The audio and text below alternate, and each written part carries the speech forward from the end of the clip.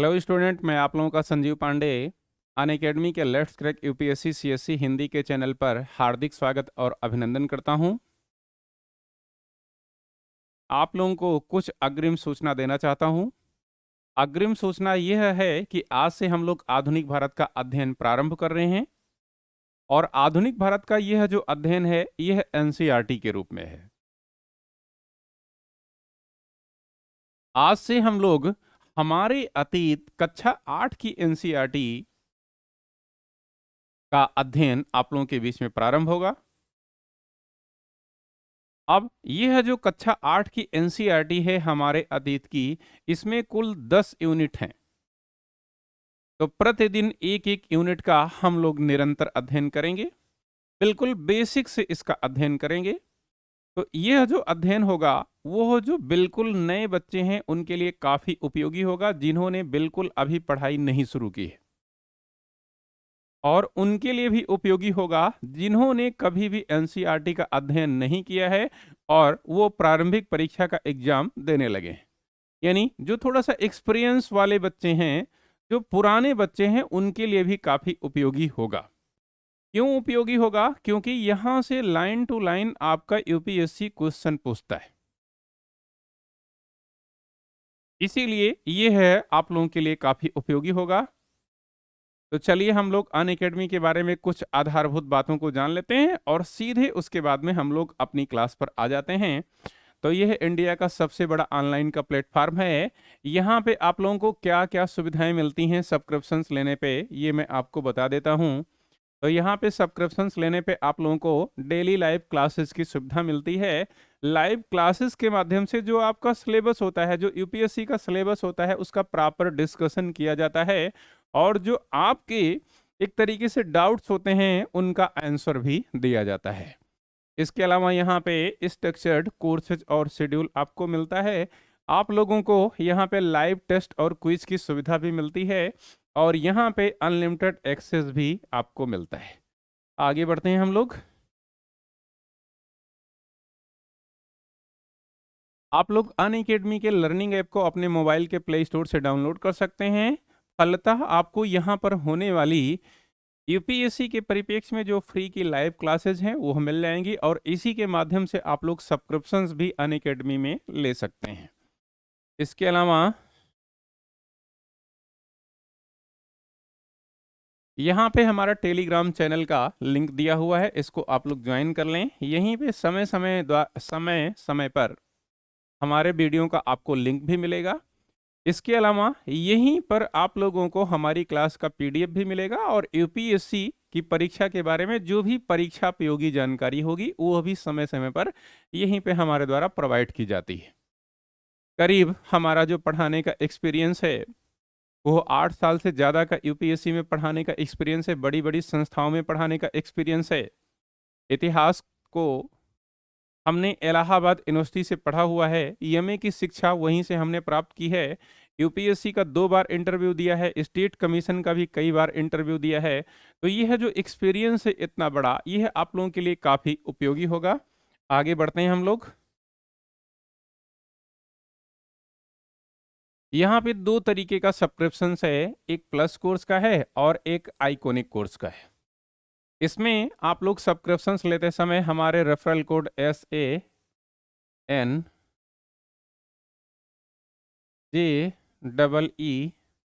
का प्रयोग करें। ऐसा करने पे आपको जो भी यहाँ पे फी है उसमें 10% की आपको छूट मिलेगी। 10% की आपको छूट मिलेगी। ऐसा नहीं कि केवल यूपीएससी, जो भी कॉम्पिटिटिव एग्जाम है, जो भी अनअकैडमी पे कोर्सेज आपको अवेलेबल हैं, चाहे वो वनडे का एग्जाम हो, चाहे स्टेट कमीशन का एग्जाम हो, चाहे वो डॉक्टरी का एग्जाम हो, चाहे वो एक तरीके से इंजीनियरिंग का एग्जाम हो, कहीं भी एडमिशन लेते हैं तो आप लोग हमारे रेफरल कोड का प्रयोग करें, उसमें यह सुविधा आपको मिल जाएगी। इसके अलावा इसी तरीके का आपका यहाँ पे आइकॉनिक कोर्स है। आइकॉनिक कोर्स के परिप्रेक्ष्य में भी आप लोग देखेंगे तो ये 12 महीने, ये 24 महीने और 36 महीने के रूप में यह अवेलेबल है। इसमें भी आप लोग हमारे रेफरल कोड SANJEEB का प्रयोग करें, फलतः आपको इस फी में 10% की छूट मिलेगी। इसके अलावा आगे बढ़ते हैं हम लोग। यहाँ पे यूपीएससी सीएससी ऑप्शनल का भी सब्सक्रिप्शन है जो 1 महीने, 6 महीने, 12 महीने, 24 महीने, 36 महीने के रूप में मौजूद है। इसमें आप लोग 12 महीने और 6 महीने का सब्सक्रिप्शन ले सकते हैं। आप लोग इसमें भी सब्सक्रिप्शन लेते समय हमारे रेफरल कोड SANJEEV का प्रयोग करें। ऐसा करने पे इस फी में भी आपको 10% की छूट मिलेगी। आगे बढ़ते हैं, अन्य बातों को जानते हैं। तो अनअकैडमी एक कॉम्बैट सीरीज को प्रारंभ करती है। फर्स्ट जो कॉम्बैट सीरीज थी वो दिसंबर में हुई थी, जनवरी में भी एक कॉम्बैट सीरीज हुई और फरवरी के इसी वीक में एक कॉम्बैट सीरीज होगी, उसमें आप लोग भाग सकते हैं। इसमें एक कॉन्टेस्ट फॉर्मेट होता है जिसमें 60 क्वेश्चन होते हैं, 60 मिनट का ही अब समय इसमें मिलने लगा है। इसमें आप अच्छा परफॉर्मेंस करते हैं और अगर आपकी 1 से 3 तक रैंक आती है तो अनअकैडमी आपको 3 महीने का प्लस कोर्स का सब्सक्रिप्शन देती है। इसके बाद की अगर रैंक आती है 150 तक तो आपको 1,000 रुपये का अमेजन का वाउचर गिफ्ट मिलता है। इसके अलावा अनअकैडमी ने 2021, 22 और 23 की यूपीएससी की परीक्षाओं के लिए बेसिक कोर्सों को प्रारंभ किया है। इसको आप लोग ज्वाइन कर सकते हैं, यह आप लोगों के लिए काफ़ी उपयोगी होगा। अब आते हैं हम लोग आज की अपनी क्लास पर।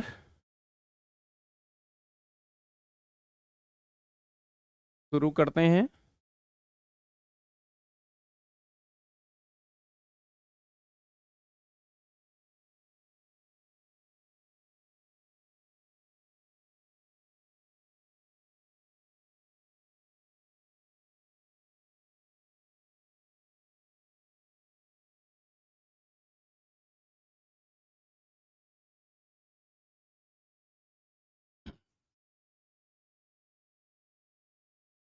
तो आज आप लोगों के बीच में ये एनसीईआरटी का हम लोग एज इट इज अध्ययन करेंगे। इसमें एनसीईआरटी कक्षा 8 जो हमारे अतीत है उसका अध्ययन हम लोग आज की क्लास से प्रारंभ कर रहे हैं।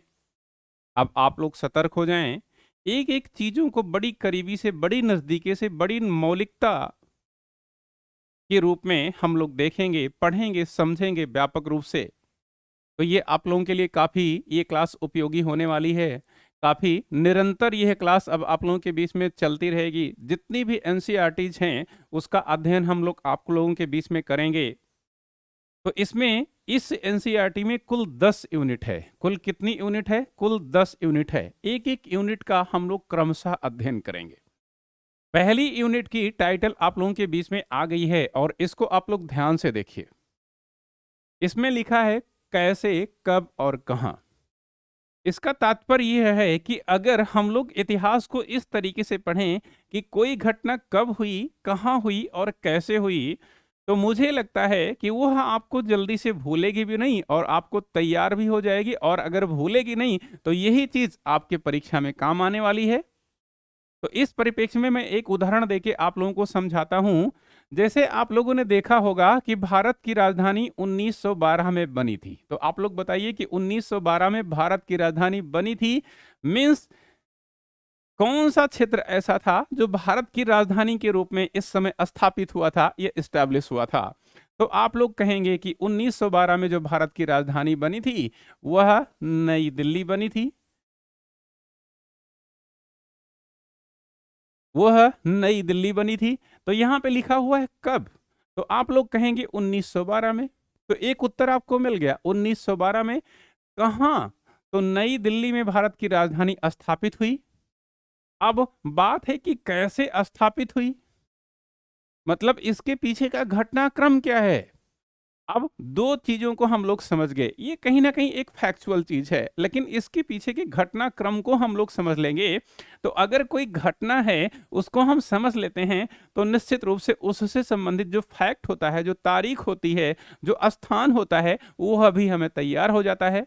तो आइए आप लोगों को ले चलते हैं, एक घटना दिखाते हैं उदाहरण के रूप में। जैसे आप लोगों ने देखा होगा कि समय है 1905 का और 1905 ईस्वी में एक तरीके से बंगाल का विभाजन दो भागों में हो गया था। अब इसी विभाजन के खिलाफ में आप लोगों ने देखा होगा कि भारतीयों ने स्वदेशी आंदोलन का प्रारंभ किया था। किस आंदोलन का प्रारंभ किया था? स्वदेशी आंदोलन का भारतीयों ने प्रारंभ किया था। और भारतीयों ने 1906, 7, 8 में इतने सशक्त तरीके से स्वदेशी आंदोलन के माध्यम से अंग्रेजों का विरोध किया था कि अंग्रेजों की जड़ें हिल गई थी। अब ऐसे में इस समय अंग्रेज काफी परेशान हो गए और परेशान होने के बाद में अंग्रेजों ने एक कमेटी का गठन किया और इस कमेटी का नाम था अरुणडेल कमेटी। इस कमेटी का नाम था अरुणडेल कमेटी। अब यह जो कमेटी थी, यूपीएससी में एक बार पूछा है कि इस कमेटी का तादाद में किससे है, तो यह जो कमेटी है यह भारत में राजनीतिक सुधारों पर आधारित है। अब इसी में दिया हुआ था राजनीतिक सुधारों पर आधारित है, आर्थिक सुधारों पर आधारित है, सामाजिक सुधारों पर आधारित है, प्रशासनिक सुधारों पर आधारित है। अब इस परिप्रेक्ष्य में आप देखें कि जो आपका विकल्प है वह कितना कठिन हो जाता है। तो यह राजनीतिक सुधारों से संबंधित कमेटी थी। अब इसी ने अपनी जो रिपोर्ट दी उस रिपोर्ट में कहा कि अंग्रेजों ने जो बंगाल का विभाजन किया था पूर्वी बंगाल और पश्चिमी बंगाल के रूप में, इसको रद्द कर देना चाहिए। और इसी कमेटी ने यह भी सिफारिश दी थी कि अंग्रेजों को अपनी राजधानी कलकत्ता से स्थानांतरित करके दिल्ली में एस्टैब्लिश कर लेना चाहिए। फलतः ब्रिटिश सरकार ने एक घोषणा की और यह घोषणा 1911 ईस्वी में की। 1911 ईस्वी में लॉर्ड हार्डिंग भारत का गवर्नर जनरल था या वायस राय था। 1911 में हार्डिंग ने घोषणा की कि भाई अब भारत की राजधानी को कलकत्ता से स्थानांतरित करके दिल्ली में स्थापित किया जाएगा। 1911 में यह घोषणा हो रही है, ध्यान दीजिएगा, घोषणा की बात कर रहा हूं मैं। इसके अलावा दूसरी बात यह हुई कि अब बंगाल के विभाजन को स्थगित कर दिया जाएगा, समाप्त कर दिया जाएगा, यानी यह जो विभाजित बंगाल था इसको संयुक्त कर दिया जाएगा, आपस में जोड़ दिया जाएगा। दो घोषणाएं होती हैं। तो 1911 में घोषणा हुई कि कलकत्ता से भारत की राजधानी दिल्ली स्थापित होगी। लेकिन एक बात ध्यान देने वाली है कि भारत की राजधानी बनी नई दिल्ली कब? 1912 में। घोषणा कब हुई? 1911 में। यही सब थोड़ा सा जो नजदीकी बातें हैं उसको मैं क्लियर करता चलूंगा। ये आप लोगों के लिए काफी उपयोगी होने वाली है यह क्लास, तो आप लोग इसे शेयर भी कर लें अपने ग्रुप वगैरह में। अब इसकी जो पहली हेडिंग है ये एक तरीके से हेडिंग का मतलब, हेडिंग का तादात्म्य, हेडिंग का संबंध आप लोगों की समझ में व्यापक रूप से आ गया होगा और इस माध्यम से आप लोगों ने समझा होगा कि इतिहास का इसी तरीके से सार्वभौमिक और मौलिक अध्ययन करना है कि जो घटनाक्रम है वह भी तैयार हो जाए और उससे संबंधित जो महत्वपूर्ण फैक्ट है, इंपॉर्टेंट फैक्ट है, वह भी तैयार हो जाए। तभी तो ये प्रारंभिक परीक्षा के दृष्टिकोण से और मुख्य परीक्षा के दृष्टिकोण से, दोनों परीक्षाओं के दृष्टिकोण से उपयोगी होगा। अब इसमें यहां पे एक पॉइंट लिखा हुआ है, तारीखें कितनी महत्वपूर्ण होती हैं, और इसके माध्यम से यहां पे कुछ बातों को समझाया गया है। जैसे इस हेडिंग का जो सार है वो मैं आपको बता देता हूं, फिर इसको मैं आप लोगों के बीच में पढ़ता भी रहूंगा। इसमें कुल मिला के यह कहा गया है कि जो तारीखें होती हैं, तारीखों के परिप्रेक्ष्य में ही या तारीखों को ही माध्यम मानकर इतिहासकारों ने इतिहास लिखने का प्रयास किया, और जब तारीखों को ही मुख्यतः माध्यम मानकर इतिहासकारों ने इतिहास को लिखने का प्रयास किया, तो एक तरीके से जैसे आप हैं और हम हैं, अब केवल तारीखों को हम लोग रटेंगे तो ये काफी टफ हो जाएगा। ये क्या हो जाएगा? ये काफी उबाऊ हो जाएगा। ऐसे में एक तरीके से इतिहास को जो पढ़ने का रुझान है वो क्या हो जाएगा? वह कम हो जाएगा। तो इसका एक पहलू तो ये है जो सार्वभौमिक पहलू हुआ, और अगर हम लोग गहराई से देखें तो तारीखों के अलावा इतिहास घटनाओं में बसता है। अगर घटनाओं के माध्यम से हम लोग इतिहास को समझें तो वो काफी रोमांचक हो जाता है, वो काफी रोमांचित कर देने वाला होता है और काफी बेसिक समझ का एक तरीके से विकास भी हो जाता है। जैसे कुछ बातें ऐसे हैं कि अगर हम लोग उनको तिथियों के माध्यम से जोड़ें तो हमें पता भी नहीं चल पाएगा। जैसे इसमें एक उदाहरण दिया गया है कि मान लीजिए आप ही हो या मैं हूं या कोई भी है, कहीं पे बैठ के एक चाय पीता है किसी भी दुकान पे, और चाय पीते समय उसके दिमाग में शायद यह बात आती है कि इस चाय को सर्वप्रथम किसने पिया या इसका आविष्कार कैसे हुआ, इसका पीना कब प्रारंभ हुआ। और उसी परिप्रेक्ष्य में एक दूसरी घटना है, जैसे हम लोग यह समझें कि आधुनिक भारत के इतिहास का प्रारंभ कब से हुआ, या प्राचीन भारत के इतिहास का प्रारंभ कब से हुआ, या मध्यकालीन भारत के इतिहास का प्रारंभ कब से हुआ, तो यह निश्चित कर पाना बहुत मुश्किल काम है। अब इस परिप्रेक्ष्य में इसको घटना के माध्यम से देखेंगे तो बड़े सहजता से इसको हम अचीव कर सकते हैं, प्राप्त कर सकते हैं। लेकिन अगर तारीखों के माध्यम से हम देखेंगे तो इसको अचीव तो कर सकते हैं, लेकिन याद कर पाना थोड़ा कठिन हो जाएगा। इसीलिए इतिहास को क्या कहा गया है? उबाऊ कहा गया है। तो आइए इसको पढ़ना शुरू करते हैं। इसमें लिखा है कि एक वक्त था जब इतिहासकार तारीखों के जादू में ही खोए रहते थे। एक वक्त था जब इतिहासकार, जितने भी इतिहासकार थे, वो तारीखों के जादू यानी गहमा गहमी में ही खोए रहते थे और उसी के माध्यम से इतिहास को लिखने का प्रयास करते थे। अब इसमें कहा गया है कि किस राजा की ताजपोशी हुई। जैसे किसी राजा की ताजपोशी हो रही है, कोरोनेशन हो रहा है, राज्याभिषेक हो रहा है, उसकी एक निश्चित तिथि के बारे में ये लोग इतिहास को लिखना प्रारंभ करते थे। कब कौन सा युद्ध हुआ, इन्हीं तारीखों पर गर्मा गर्म बहस चलती रहती थी। आम समझ के हिसाब से इतिहास को तारीखों का पर्याय माना जाता था। आम लोगों की समझ में जो इतिहास होता था वो केवल तारीखों का प्रतिनिधित्व करता था, तारीखों का ही पर्याय माना जाता था। आपने भी लोगों को यह कहते सुना होगा कि इतिहास तो बहुत उबाऊ है भाई, इतिहास तो बहुत उबाऊ है भाई। भाई जब उसमें तारीखों का ही वास होगा, तारीखों का ही निवास होगा, तो निश्चित रूप से वो क्या होगा, वह उबाऊ हो ही जाएगा। तो हमारे साथ में आप लोगों को बहुत सारी तारीखें नहीं याद करनी पड़ेंगी, बड़े रोमांचित तरीके से, रोमांचक तरीके से हम लोग इतिहास का अध्ययन करेंगे। बस तारीखें रटते चले जाओ। क्या इतिहास के बारे में यह धारणा सही है?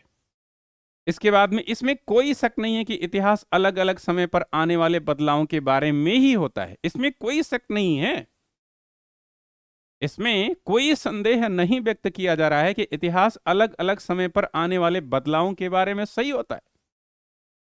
भाई बदलावों के माध्यम से अगर हम तारीखों को निश्चित करें तो ये ठीक है, लेकिन तारीखों के माध्यम से अगर हम बदलाव को निश्चित करें तो ये थोड़ा उबाऊ देने वाला ही है। इसके बाद में हम लोग आगे बढ़ते हैं।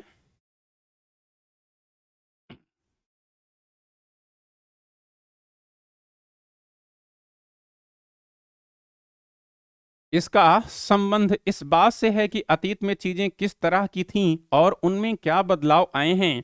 जैसे ही हम अतीत और वर्तमान की तुलना करते हैं, अतीत और वर्तमान यानी प्राचीन और वर्तमान की तुलना करते हैं, हम समय का जिक्र करने लगते हैं, हम पहले और बाद में की बात करने लगते हैं। किसकी बात करने लगते हैं? हम पहले और बाद में की बात करने लगते हैं। इसके अलावा रोजमर्रा की जिंदगी में हम अपने आसपास की चीजों पर हमेशा ऐतिहासिक सवाल नहीं उठाते। कैसा सवाल नहीं उठाते? ऐतिहासिक सवाल नहीं उठाते। जो हमारे आसपास की रोजमर्रा की चीजें हैं उस पर हम कोई ऐतिहासिक सवाल उठा भी नहीं सकते, यह भी सच्चाई है। हम चीजों को स्वाभाविक मानकर चलते हैं। हम यह मानकर चलते हैं कि कुछ चीजें स्वाभाविक हैं, जैसे सुबह उठना, ब्रश करना, सुबह उठना, स्नान करना। अब इस पे हम इतिहास तो नहीं लिख सकते हैं ना। अगर हम इस पे इतिहास लिखेंगे तो इतिहास काफी व्यापक हो जाएगा, इस परिप्रेक्ष्य में काफी वो उबाऊ हो जाएगा। तो ये तो एक स्वाभाविक घटनाक्रम है, इस परिप्रेक्ष्य में यहाँ पे यह समझाया जा रहा है। मानो जो कुछ हमें दिख रहा है वो हमेशा से ऐसा ही हो रहा हो, ये भी एक बात है। लेकिन हम सबके सामने कभी कभी अचंभे के क्षण आते हैं, कई बार हम उत्सुक हो जाते हैं और ऐसे सवाल पूछते हैं जो वाकई ऐतिहासिक होते हैं। लेकिन ऐसा थोड़ा ना है कि हमेशा इसी बात की चर्चा करेंगे जो स्वाभाविक होगा। कई बार ऐसा होता है कि हम एक ऐसा सवाल पूछ देते हैं जो काफी उपयोगी होता है और काफी ऐतिहासिक होता है। किसी व्यक्ति को सड़क के किनारे, वही वाली बात, किसी व्यक्ति को सड़क के किनारे चाय के घूंट भरते देखकर आप इस बात पर हैरान हो सकते हैं कि चाय या कॉफी पीने का चलन कब से शुरू हुआ। रेलगाड़ी की खिड़की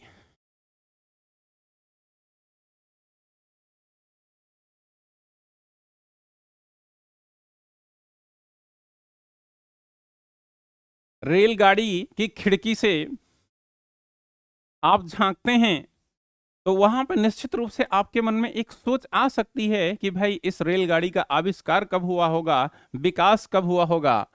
इसके अलावा यह सवाल उठ सकता है, भाई निश्चित रूप से उठ सकता है कि रेलवे का निर्माण कब हुआ होगा।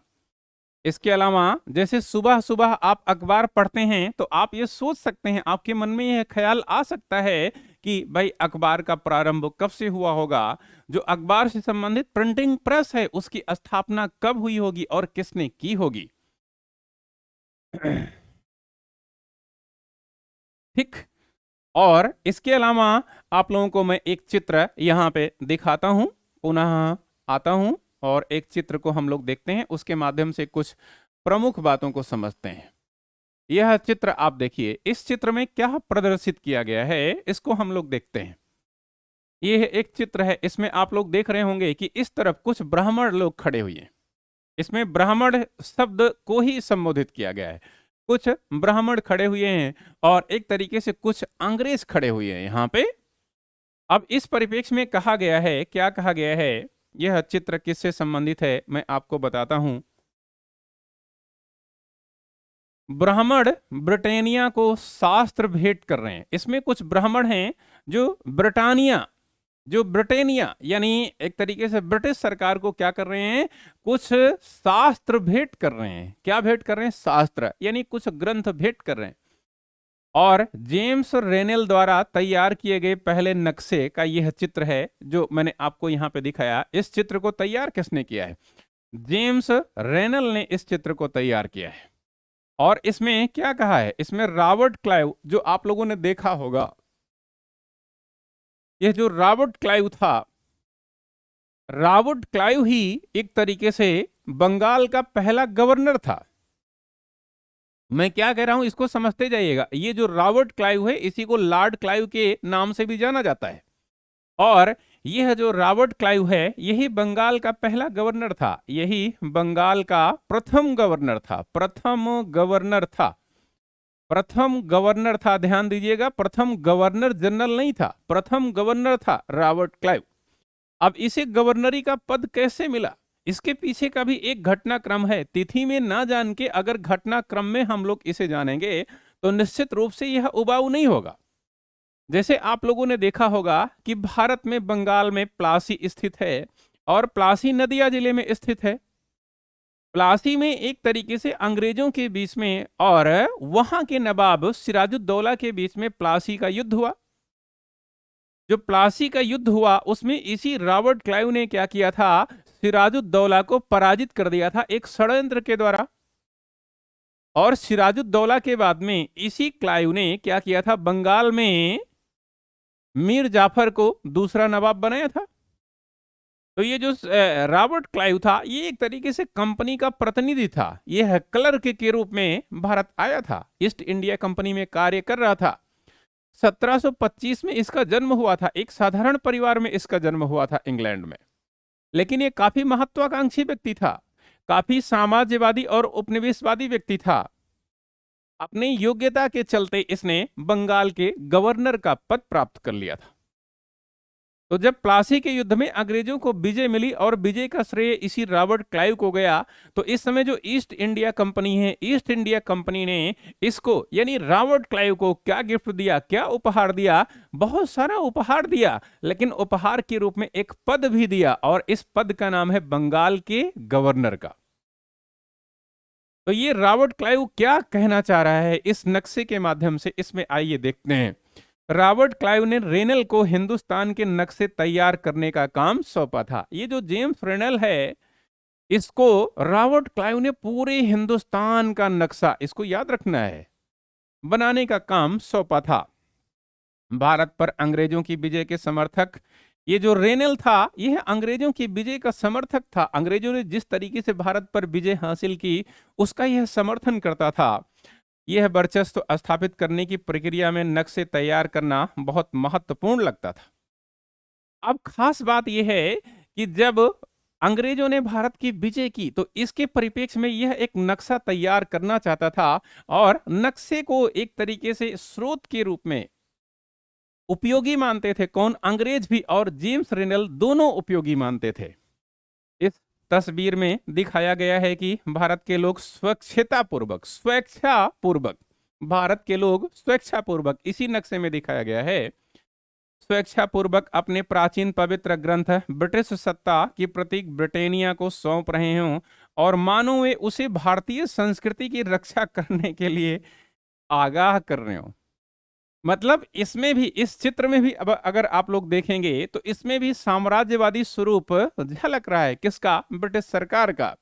इसमें यह दिखाया गया है, क्या दिखाया गया है कि जो भारतीय लोग हैं वह ब्रिटिश सरकार को या ब्रिटिश ताज को या कहीं ना कहीं कंपनी को कुछ शास्त्र सौंप रहे हैं और उसमें भारतीय लोग आग्रह कर रहे हैं। क्या आग्रह कर रहे हैं? कि भाई जो हमारे देश की संस्कृति है, जो हमारे देश की प्रशासनिक व्यवस्था है, उसको सुचारू रूप से आप ही चला सकते हैं। इस नक्शे के माध्यम से यह दिखाया गया है इसमें। आइए आगे बढ़ते हैं। अब इस चित्र को हम लोगों ने ध्यान से समझ लिया और यह चित्र निश्चित रूप से किसका हमें बोध कराता है? तो यह एक तरीके से उपनिवेशवाद या साम्राज्यवाद का ही बोध कराता है। इसके अलावा किसी अन्य मंतव्य का बोध इससे नहीं होता है, केवल साम्राज्यवाद या उपनिवेशवाद का बोध होता है। आगे बढ़ते हैं भैया।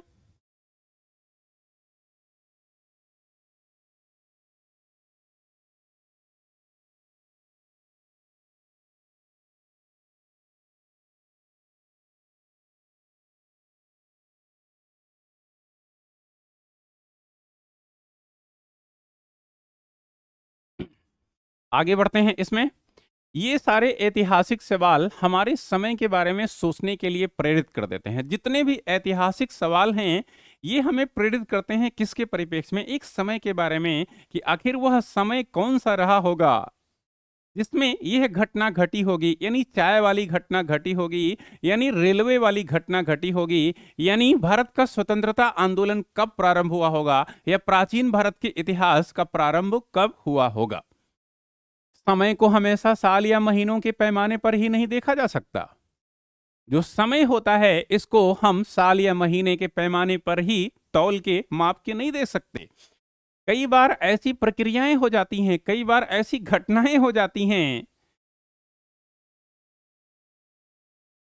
कि भाई उनको तारीखों के माध्यम से जोड़कर नहीं देखा जा सकता और यह प्रक्रियाएं क्या होती हैं? लंबे समय तक चलती रहती हैं। जैसे स्वतंत्रता आंदोलन था तो लंबे समय तक चल रहा था, उसका प्रारंभ कब हुआ यह बताना एक बहुत जटिल काम है। अचानक एक दिन सुबह सवेरे चाय पीना शुरू नहीं कर दिया होगा किसी मानव ने कि भाई अचानक एक दिन सुबह सवेरे। एक लंबी प्रक्रिया है, लंबी प्रोसेस है। इसका स्वाद धीरे धीरे उनकी जबान पर चढ़ा था। इसके अलावा इस तरह की प्रक्रियाओं के लिए कोई स्पष्ट तिथि नहीं हो सकती, निश्चित रूप से नहीं हो सकती। इसी तरह हम ब्रिटिश शासन की स्थापना के लिए भी कोई एक तिथि नहीं बता सकते। इसी तरह हम भारत में ब्रिटिश शासन की स्थापना की भी कोई तिथि नहीं बता सकते कि वास्तव में ब्रिटिश शासन भारत में एस्टैब्लिश कब हुआ। राष्ट्रीय आंदोलन किस दिन शुरू हुआ यह भी हम स्पष्ट रूप से नहीं बता सकते। इसके अलावा अर्थव्यवस्था या समाज में किस दिन बदलाव आए यह बताना भी संभव नहीं है कि कब अर्थव्यवस्था में, कब हमारी समाज में कैसा बदलाव आया, कैसा उतार चढ़ाव आया। इसको तिथियों के हिसाब से समझाया और बतलाया नहीं जा सकता है। ये सारी चीजें एक लंबे समय में घटती रहती हैं। इसके अलावा ऐसे में हम सिर्फ एक अवधि की ही बात कर सकते हैं। यह लगभग सही अवधि के बारे में बता सकते हैं जब वो एक खास बदलाव दिखाई देने शुरू हुए होंगे। तो फिर लोग इतिहास को तारीखों से जोड़कर क्यों देखते हैं? आइए इसके परिप्रेक्ष्य में देखते हैं। इस जुड़ाव की एक वजह है, इस जुड़ाव की एक वजह है। अब वो वजह क्या है इसको देखते हैं। एक समय था जब युद्ध और बड़ी बड़ी घटनाओं के ब्यौरों को ही इतिहास समझा जाता था। जब युद्ध और बड़ी बड़ी घटनाओं के ब्यौरों को ही क्या समझा जाता था? इतिहास समझा जाता था। यह इतिहास राजा महाराजाओं और उनकी नीतियों के बारे में होता था। इतिहासकार यह लिखते हैं कि कौन से साल राजा को ताज पहनाया गया, किस साल उसका विवाह हुआ, किस साल उसके घर में बच्चा पैदा हुआ, कौन से साल उसने कौन सी लड़ाई लड़ी। वह कब मरा और उसके बाद कब कौन सा शासक गद्दी पर बैठा, इस तरह की घटनाओं के लिए निश्चित तिथि बताई जा सकती है और इस तरह के इतिहासों में तिथियों का महत्व बना रहता है। अब यहाँ पे कहना यह है कि आखिर किस परिप्रेक्ष्य में हम तिथियों को बता सकते हैं और उसकी इंपॉर्टेंस उस परिप्रेक्ष्य में कितनी है। जैसे किसी राजा का राजाभिषेक कब हुआ, जैसे किसी राजा ने कोई युद्ध कब लड़ा, जैसे उसका जन्म कब हुआ, जैसे उसकी मृत्यु कब हुई, जैसे उसका विवाह कब हुआ, जैसे उसको बेटा कब उत्पन्न हुआ या एक तरीके से बच्चे कब उत्पन्न हुए। भाई ये तो आपके एग्जाम में भी पूछा जाता है, तो इस परिप्रेक्ष्य में जानकारी जो होगी वह उपयोगी होगी। आगे बढ़ते हैं।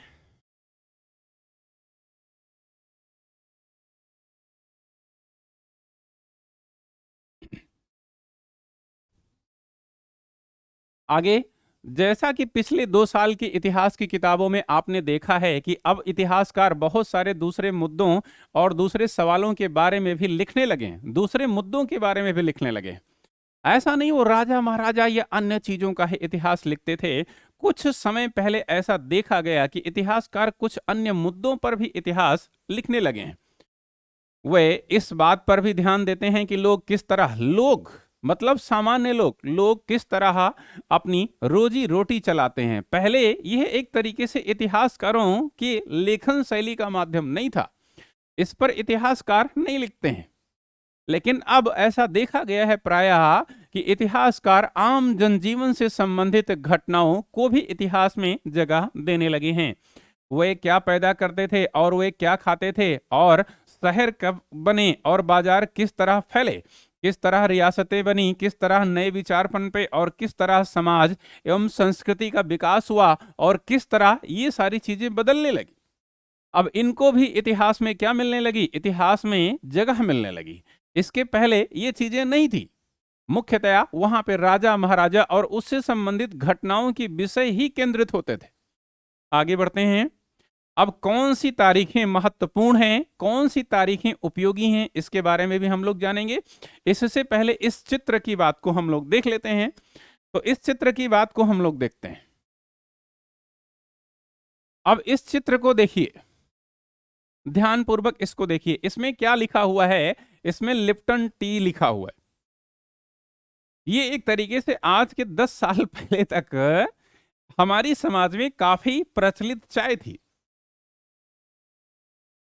और लोग इसको नाम से, इसी नाम से खरीदा करते थे। आज ये बंद हो चुकी है। अब इसमें आप लोग देख रहे होंगे कि ये एक तरीके से ये ब्रिटिश राजकुमार का चित्र है और इसके पीछे का जो स्मारक बना हुआ आप लोगों को दिखाई पड़ रहा है वो एक तरीके से ब्रिटिश स्मारक है। वो क्या है, ब्रिटिश स्मारक है। इसका मतलब यह जो महाराज है और इसका जो स्मारक है, यहां पर भी कहीं ना कहीं ये जो लिप्टन टाइगर है, ये जो लिप्टन टी है, इसका सेवन किया जाता था। इस परिप्रेक्ष्य में देखिए क्या कहा गया है चित्र के परिप्रेक्ष्य में। अब इस विज्ञापन के माध्यम से लोगों की पसंद और नापसंद तय होती थी, ऐसा इतिहासकार मानते हैं, ऐसा कहते हैं। जैसे इस विज्ञापन में आप लोगों ने देखा कि एक राजकुमार का चित्र बना हुआ है और उसके पीछे उसका स्मारक बना है और उसके आसपास में लिप्टन टी का चित्र बना हुआ है। इसका मतलब यह उसको पसंद थी। पुराने विज्ञापनों से हमें यह समझाने में मदद मिलती है कि नए उत्पादों के लिए बाजार किस तरह तैयार हुए और किस तरह नई रुचियां चलन में आईं। इसके अलावा 1922 में लिप्टन चाय के लिए तैयार किया गया यह विज्ञापन इस बात का संकेत देता है कि दुनिया भर के शाही लोग यही चाय पीते थे। जो शाही लोग होते थे, यानी जो राजसी खानदान के लोग होते थे, वो यही चाय पीते थे। और ऐसा नहीं कि भारत में, पूरी दुनिया भर में। इस तस्वीर से पीछे की तरफ एक भारतीय महल दिखाई दे रहा है, जबकि अगले हिस्से में ब्रिटेन की रानी विक्टोरिया का तीसरा बेटा राजकुमार आर्थर घोड़े पर सवार हुआ बैठा है। राजकुमार आर्थर को ड्यूक ऑफ कनाट की पदवी दी गई। यही है राजकुमार ऑफ आर्थर। ये महारानी विक्टोरिया का क्या है, तीसरा बेटा है। ये घोड़े पे सवार है। अब आइए देखते हैं कौन सी तारीखें उपयोगी हैं, कौन सी तारीखें महत्वपूर्ण हैं। इसको हम लोग देखते हैं कि कौन सी तारीखें उपयोगी हैं, कौन सी तारीखें महत्वपूर्ण होती हैं, कौन सी तारीखें उपयोगी हैं। कुछ तारीखों को महत्वपूर्ण मानने का पैमाना क्या होता है? हम जो तारीखें चुनते हैं, जिन तारीखों के इर्द गिर्द हम अतीत की कहानी बुनते हैं, वे अपने आप में महत्वपूर्ण नहीं होती। वे अपने आप में महत्वपूर्ण नहीं होती। हम जो तारीखें चुनते हैं वे इसलिए महत्वपूर्ण हो जाती हैं क्योंकि हम कुछ खास घटनाओं को महत्वपूर्ण मानकर चलने लगते हैं। जैसे हमारे जीवन में कोई खास घटना घटित होती है, मे भी आप लोगों का आईएसपीटी का रिजल्ट आता है। अब तारीख तो इसलिए महत्वपूर्ण होगी कि आपका रिजल्ट आया, शायद तारीख महत्वपूर्ण नहीं होती अगर आपका रिजल्ट नहीं आता। और मे भी अगर आपका फाइनल रिजल्ट आ जाता है, बहुत जल्दी रिजल्ट आ जाता है, 2 साल में ही 3 साल में ही आपका रिजल्ट आ जाता है, तो एक घटना घटित हुई ना, और घटना घटित होने के बाद में कब घटित हुई? तो पहले घटना महत्वपूर्ण हुई, उसके बाद में क्या महत्वपूर्ण हुई? तारीख महत्वपूर्ण हुई। इसीलिए इतिहास को एक तरीके से तारीखों के माध्यम से बहुत ज्यादा न इतिहासकारों को लिखना चाहिए न उसे पढ़ना चाहिए। हमें घटनाओं के माध्यम से तारीखों को देखना चाहिए। फलतः वह हमें याद भी हो जाएगी और घटना भी याद हो जाएगी और वही हमारे काम भी आएगी। एक उदाहरण पर विचार कीजिए। तो विचार करते हैं एक उदाहरण पर। भारत में ब्रिटिश इतिहासकार ने जो इतिहास लिखे उनमें से हर एक गवर्नर जनरल का शासनकाल महत्वपूर्ण है, निश्चित रूप से महत्वपूर्ण है, क्योंकि हर गवर्नर जनरल के समय काल में कुछ ना कुछ घटनाक्रम ऐसा होता है जो कहीं ना कहीं एक बदलाव को लाता है, जो कहीं ना कहीं एक सिस्टम को लाता है, एक व्यवस्था को लाता है। इसलिए वो क्या होता है? इसलिए वह महत्वपूर्ण होता है। तो आइए देखते हैं इतिहास। प्रथम गवर्नर जनरल वारेन हेस्टिंग्स, प्रथम गवर्नर जनरल वारेन हेस्टिंग्स के शासन से शुरू होते थे। कहां से शुरू होते थे? वारेन हेस्टिंग्स के शासन से शुरू होते थे और आखिरी वायसराय लॉर्ड माउंटबेटन के साथ खत्म होते थे। अब इसमें एक चीज आप लोग नोट कीजिए, यहाँ पे मैं आप लोगों को यहाँ पे बता रहा हूं कि अगर आपसे क्वेश्चन पूछे कि बंगाल का प्रथम गवर्नर जनरल कौन था, बंगाल का प्रथम गवर्नर जनरल कौन था, ये गवर्नर जनरल है, तो आप लोग कहेंगे कि बंगाल का जो प्रथम गवर्नर जनरल था वो वारेन हेस्टिंग्स था। कौन था भैया बंगाल का प्रथम गवर्नर जनरल? तो यह वारेन हेस्टिंग्स प्रथम गवर्नर जनरल था। इस परिप्रेक्ष्य में आप लोग देखेंगे तो बंगाल का आखिरी वायसराय या गवर्नर जनरल कौन था? तो आप लोग कहेंगे बंगाल का नहीं, भारत का इसे कहेंगे। इसे कहां का कहेंगे? इसे भारत का कहेंगे। तो भारत का अंतिम वायसराय कौन था? भारत का अंतिम वायसराय कौन था? इसे गवर्नर जनरल भी परंपरा स्वरूप कह सकते हैं। अंतिम वायसराय कौन था? तो अंतिम वायसराय कौन था? लॉर्ड माउंटबेटन था। लॉर्ड माउंटबेटन अंतिम वायसराय था। अब बात यह है कि इसके पीछे का घटनाक्रम भी हमें देखना है। अब यहां पे तिथि का कोई लेना देना नहीं है, कोई मतलब नहीं। अगर घटनाक्रम को समझेंगे कि वास्तव में फिर हम लोग इतिहास को समझ जाएंगे। जैसे आप लोग देखते होंगे तो यह पाते होंगे कि यह जो वारेन हेस्टिंग्स था, ये बंगाल का प्रथम गवर्नर जनरल तो था ही, लेकिन बंगाल का अंतिम गवर्नर भी था। इस शब्द को देखिए, बंगाल का अंतिम गवर्नर भी था। लेकिन ऐसी क्या घटना घटित हुई कि ये जो बंगाल का गवर्नर था अब बंगाल का गवर्नर जनरल बन गया? तो अगर इसकी तह में हम लोग जाएं तो जैसे प्लासी का युद्ध हुआ और उसके बाद में बक्सर का युद्ध हुआ, तो कहते हैं कि प्लासी के युद्ध, बक्सर के युद्ध ने प्लासी के युद्ध को पूर्णता प्रदान की। यानी एक तरीके से जो प्लासी का युद्ध था उसको तो अंग्रेजों ने षड्यंत्र के आधार पर जीत लिया था, और जो बक्सर का युद्ध था वह आमने सामने का युद्ध था, वह अंग्रेजों की वास्तविक विजय थी। अब इस युद्ध के पश्चात जो ईस्ट इंडिया कंपनी थी या जो बंगाल के गवर्नर थे, उन्होंने भारत में कुछ व्यवस्थाओं का सृजन किया और उन व्यवस्थाओं के माध्यम से एक तरीके से भारत में लूट और खसूट के युग का प्रारंभ किया। और उस लूट और खसूट के युग से जो बंगाल का क्षेत्र है वहां पे इतनी अराजकता फैली कि उसका नकारात्मक प्रभाव कंपनी के ऊपर भी आया। इस समय कंपनी अगर आप लोग देखेंगे तो साम्राज्य विस्तार में भी लगी रही, वहां भी वो पैसा खर्च करती रही, दूसरे अपने कंपनी कंपनी अपने कर्मचारियों को भी पैसा देती रही, और तीसरे कहीं ना कहीं कंपनी के अधिकारी और कर्मचारी जो बंगाल के लोगों से पैसा प्राप्त कर रहे हैं, लूट रहे हैं, उसको कंपनी को नहीं दे रहे हैं, उसको ले जा रहे हैं इंग्लैंड में लगा रहे हैं। क्यों लगा रहे हैं? क्योंकि वहां पे वो अपने गौरव को बढ़ाना चाह रहे हैं। इस परिप्रेक्ष्य में जब वो इंग्लैंड जाते थे तो उनको लोग बाबू कहते थे, और बाबू इंग्लैंड में एक भ्रष्ट पद का द्योतक था। इसके अलावा अब कंपनी 1770 के आसपास में आप लोग देखेंगे, यानी एक तरीके से 70 के दशक में, 1770 के दशक में कंपनी आर्थिक रूप से दिवालिया होने के कगार पे आ गई इसी वजह से। और आर्थिक रूप से जब दिवालिया होने की कगार पे कोई कंपनी आती है तो किसके पास जाती है? निश्चित रूप से अपने देश की सरकार के पास जाती है। तो यह जो कंपनी थी यह भी अपने देश यानी ब्रिटेन के पास गई। अब ब्रिटेन की सरकार उस समय कितना चौकन्ना थी, इसको देखिए आप लोग, कि तुरंत उस समय का जो प्रसिद्ध सांसद था उसके अधीन, उसका नाम था लॉर्ड नॉर्थ, उसके अधीन एक कमेटी का गठन कर दिया, और उसने 4-5 महीने में ही ब्रिटिश सरकार को रिपोर्ट दे दी। फलतः ब्रिटिश सरकार ने 1773 के मध्य में एक कानून लाया, और उस कानून को रेगुलेटिंग एक्ट के नाम से जाना गया, और उसी रेगुलेटिंग एक्ट के माध्यम से प्रथम गवर्नर जनरल का पद सृजित किया गया। और प्रथम गवर्नर जनरल किसको बनाया गया? इसी वारेन हेस्टिंग्स को बनाया गया। तो इसके पीछे का एक घटनाक्रम है, इसे हमें याद रखना है। इसके अलावा भारत का अंतिम वायसराय कौन है? भारत का जो अंतिम वायसराय है वो लॉर्ड माउंटबेटन है। इसके अलावा भारत का अंतिम और पहला वायसराय और गवर्नर जनरल दोनों कौन है? दोनों सी राजगोपालाचारी हैं। इसको नोट कर लीजिए, ये काफी उपयोगी है आप लोगों के लिए। आगे बढ़ते हैं। इसके अलावा तमाम सारे गवर्नर जनरल या गवर्नर जनरलों का कार्यकाल आया, जैसे हेस्टिंग, बेलेजली, बेंटिंग, डलहौजी, एक एक के कार्यकाल को हम लोग पढ़ेंगे भी।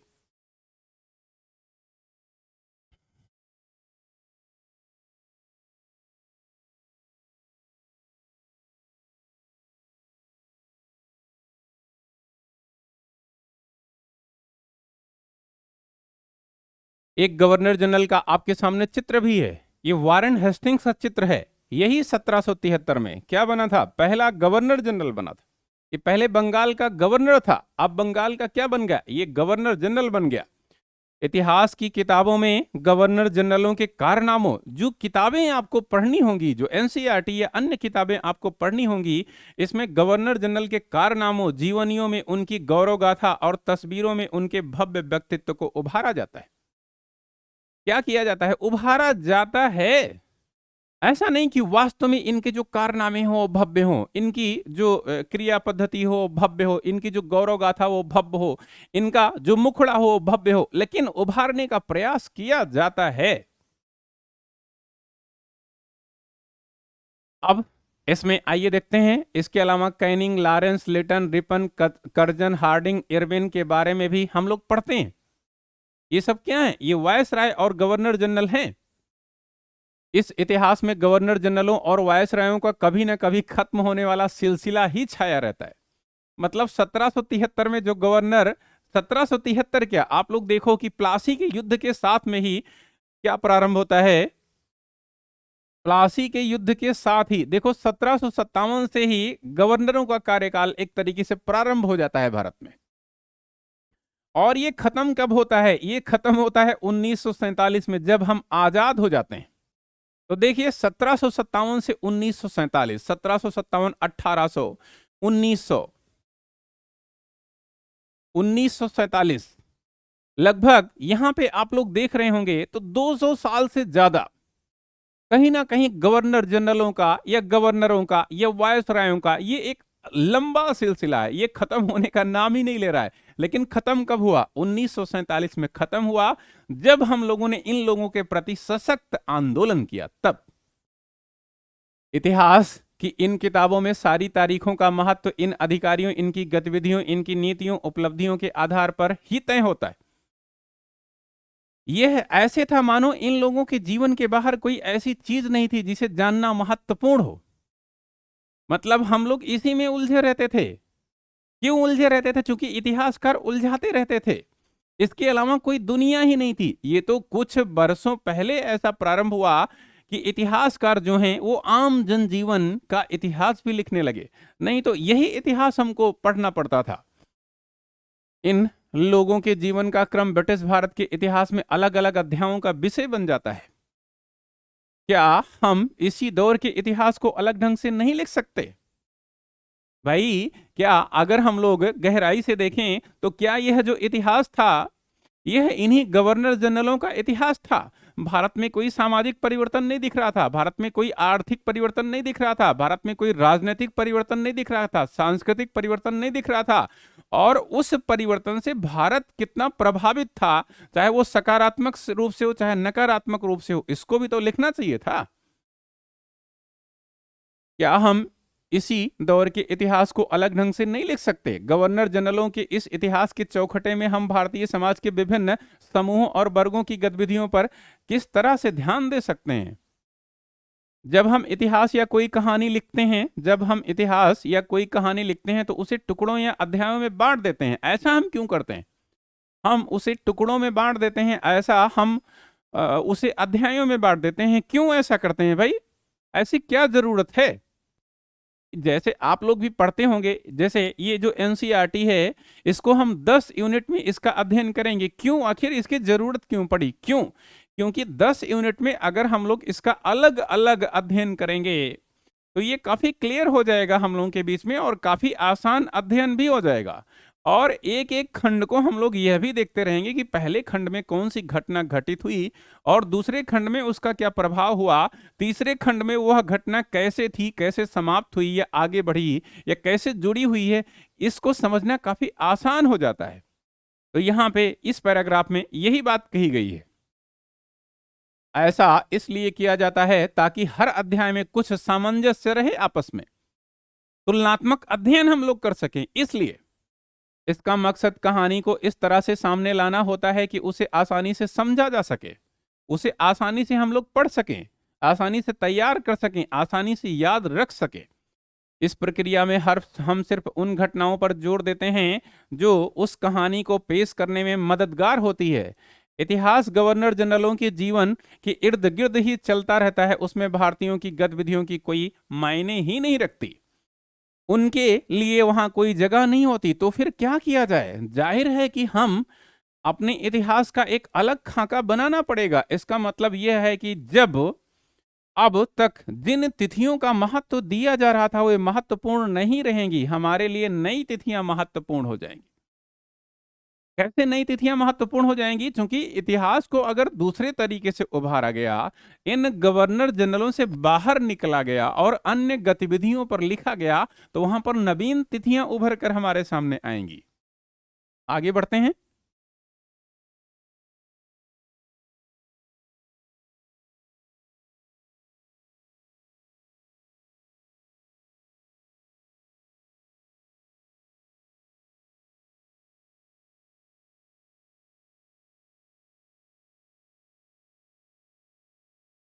हम अवधियां कैसे तय करते हैं? जो अवधि होती है उसको हम लोग कैसे तय करते हैं, उसका क्या हिसाब किताब होता है? आइए देखते हैं। समय है 1817 ईस्वी का। स्कॉटलैंड के एक अर्थशास्त्री हैं और राजनीतिक दार्शनिक हैं, इनका नाम है जेम्स मिल। ये एक तरीके से बेंथमवादी दार्शनिक हैं, बेंथमवादी विचारक हैं। ये स्कॉटलैंड के रहने वाले हैं जो ग्रेट ब्रिटेन का ही हिस्सा है। बेंथमवादी, इससे पहले आप लोग देखेंगे तो जो बेंथम था, जर्मी बेंथम था, उसी की विचारधारा को ये आगे बढ़ा रहे हैं जेम्स मिल। लेकिन 1817 का अगर समय आता है तो इस समय जर्मी बेंथम भी है, ऐसा नहीं है कि जर्मी बेंथम नहीं है। लेकिन अगर आप लोग देखेंगे तो 1832 ईस्वी में जो जर्मी बेंथम था, जो महान चिंतक था, जो बेंथमवादी विचारधारा का क्या था, बेंथमवादी विचारधारा का एक तरीके से संस्थापक था ब्रिटेन में, उसकी मृत्यु हो गई। इसकी मृत्यु के बाद ही 1832 ईस्वी में ही तुरंत ब्रिटेन में संसदीय सुधार हुए। और इसके जस्ट बाद आप लोग देखेंगे तो 1833 ईस्वी में 1833 का चार्टर एक्ट आया था। और 1833 के चार्टर एक्ट के प्रभाव के रूप में देखेंगे तो ये जो बेंथमवादी दार्शनिक हैं, चाहे वो मिल हो, चाहे वो मार्क्स हो, चाहे J.S. मिल ही क्यों ना हो, इसका प्रभाव दिखता है कहीं ना कहीं। इस 1833 के चार्टर एक्ट पे इन लोगों का जो प्रभाव दिखता है वो भारत के परिप्रेक्ष्य में दिखता है, और सकारात्मक परिप्रेक्ष्य में दिखता है। लेकिन यही जो जर्मी बेंथम है, इसका आप लोग देखिए कि 1817 में ये क्या कहना चाह रहा है। 1817 में ये जो भारत का इतिहास है उसका सांप्रदायिक विभाजन कर देता है। यानी जैसे आपके जो विचार हैं, हमारे जो विचार हैं, किसी और के जो विचार हैं, वो समय समय पर बदलते रहते हैं। जैसे इस परिप्रेक्ष्य में मैं आपको बताऊं कि जैसे गांधी जी के विचार को हम लोग लेते हैं, गांधी जी के विचार को हम लोग लेते हैं, और गांधी जी की एक विचारधारा को हम लोग लेते हैं, वह विचारधारा है अहिंसावादी विचारधारा। तो प्रारंभ में अगर आप लोग देखेंगे तो गांधी जी इसी अहिंसा की विचारधारा को अपने साथ लेके चलते थे। इन्होंने अहिंसा का सिद्धांत भी दिया, और ऐसा नहीं कि अहिंसा का सिद्धांत इनकी बपौती है। अहिंसा को अगर हम लोग देखेंगे तो हमारे प्राचीन काल में पहले से ही विद्यमान था यह सिद्धांत। बौद्ध धर्म में विद्यमान था, जैन धर्म में विद्यमान था, और जैन धर्मावलंबी जो आचार्य थे वो तो यह कहते थे कि मन, वचन और कर्म से अगर हिंसा कर दिया तो हिंसा हो गई। मन से हिंसा करने का क्या मतलब है? मतलब आपके मन में एक विचार आ गया कि इस फर्श पे एक चींटी चल रही है और इस चींटी को आपने दृष्टवाय कर दिया, आपने नष्ट कर दिया। ये विचार आया, आपने किया नहीं, तो इसका मतलब जैनियों के परिप्रेक्ष्य में हिंसा हो गई। और वचन में भी आपने किसी को वचन दे दिया। मन, वचन और कर्म से, और मान लो कर्म से आपने एफर्ट कर दिया, इस सिटी को समाप्त कर दिया, तब तो हिंसा हो ही जा रही है। लेकिन आपके मन में भी यह विचार नहीं आना चाहिए। तो ये जो जैनी हैं, इनके परिप्रेक्ष्य में कहा जाता है कि यह है जो अहिंसा की विचारधारा है, इनकी सबसे एक तरीके से सबसे कठिन विचारधारा यही है। तो ये जो गांधी जी थे, इनके परिप्रेक्ष्य में हम आपको कुछ बताना चाह रहे हैं। अहिंसा के परिप्रेक्ष्य में प्रारंभ में यह गांधी जी ही थे कि जब गांधी इरविन समझौता हुआ 1931 में, तो इन्होंने, इसके पहले आप लोग देखेंगे कि भगत सिंह जी को, सुखदेव को अंग्रेज गवर्नमेंट फांसी की सजा सुना चुकी थी, राजगुरु को भी सुना चुकी थी। लेकिन इन्होंने यह कह के इस समझौते में इन तीनों भारतीय क्रांतिकारियों के परिप्रेक्ष्य में बात करने से इनकार कर दिया था कि इन्होंने स्वतंत्रता के लिए हिंसावादी रुख अपनाया था। इनकार कर दिया था इन्होंने। और जब कुछ लोगों ने इनको विरोध किया, एक तरीके से युवाओं ने विरोध किया, इनको काले झंडे दिखाए, तो इन्होंने कहा भी था कि हम मर सकते हैं, यानी गांधी मर सकता है लेकिन गांधीवाद नहीं मर सकता है। हमारा सिद्धांत जो अहिंसा का सिद्धांत है वो नहीं मर सकता। लेकिन आपको मैं बताता हूं कि समय था 1942 का, और 1942 में जब क्विट इंडिया मूवमेंट इन्होंने छेड़ा, तो ये एक तरीके से भारतीय स्वतंत्रता आंदोलन की अंतिम लड़ाई थी। ये भारतीयों को आजादी दिला के ही रहा था। अब इस समय यही महात्मा गांधी हैं जो क्या कहते हैं भारतीयों को संबोधित करते हुए कि करो या मरो। अब यह जो नारा है 1942 के क्विट इंडिया मूवमेंट का, यह किसका प्रतिनिधित्व करता है? तो कहीं ना कहीं हिंसावादी विचारधारा का प्रतिनिधित्व करता है। इसका मतलब क्या हुआ? इसका मतलब यह हुआ कि कोई भी व्यक्ति है, उसकी विचारधारा में समय पर परिवर्तन होता रहता है, चाहे वो समय की मांग हो, चाहे वो उसका बदलता हुआ रुख हो। तो यही वो जेम्स मिल है जिसको कई टीचर आपको तमाम तरीके से बताते होंगे, संकीर्ण रूप से भी बताते होंगे, लेकिन उसका दूसरा मुखड़ा नहीं बताते हो। तो दूसरा मुखड़ा भी जानिए, इसका दूसरा पहलू भी जानिए। मुखड़े का तात्पर्य यह भी है कि जैसे ये कहता है 1817 ईस्वी में कि भारत को 3 टुकड़ों में इसने विभाजित किया, और यह जो इसका विभाजन था यह सांप्रदायिक विभाजन था।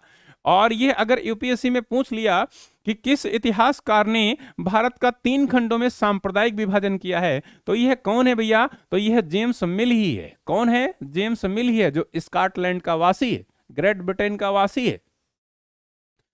इसने एक तरीके से सांप्रदायिक विभाजन किया है भारत का। इसने इतिहास को हिंदू में, मुस्लिम में और ब्रिटिश, 3 कालखंडों में विभाजित किया है। किस इतिहास को? भारतीय इतिहास को।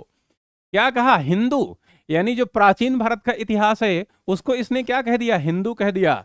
जो मुस्लिम इतिहास है, यानी जो मध्यकालीन भारत का इतिहास है, उसको मुस्लिम कह दिया।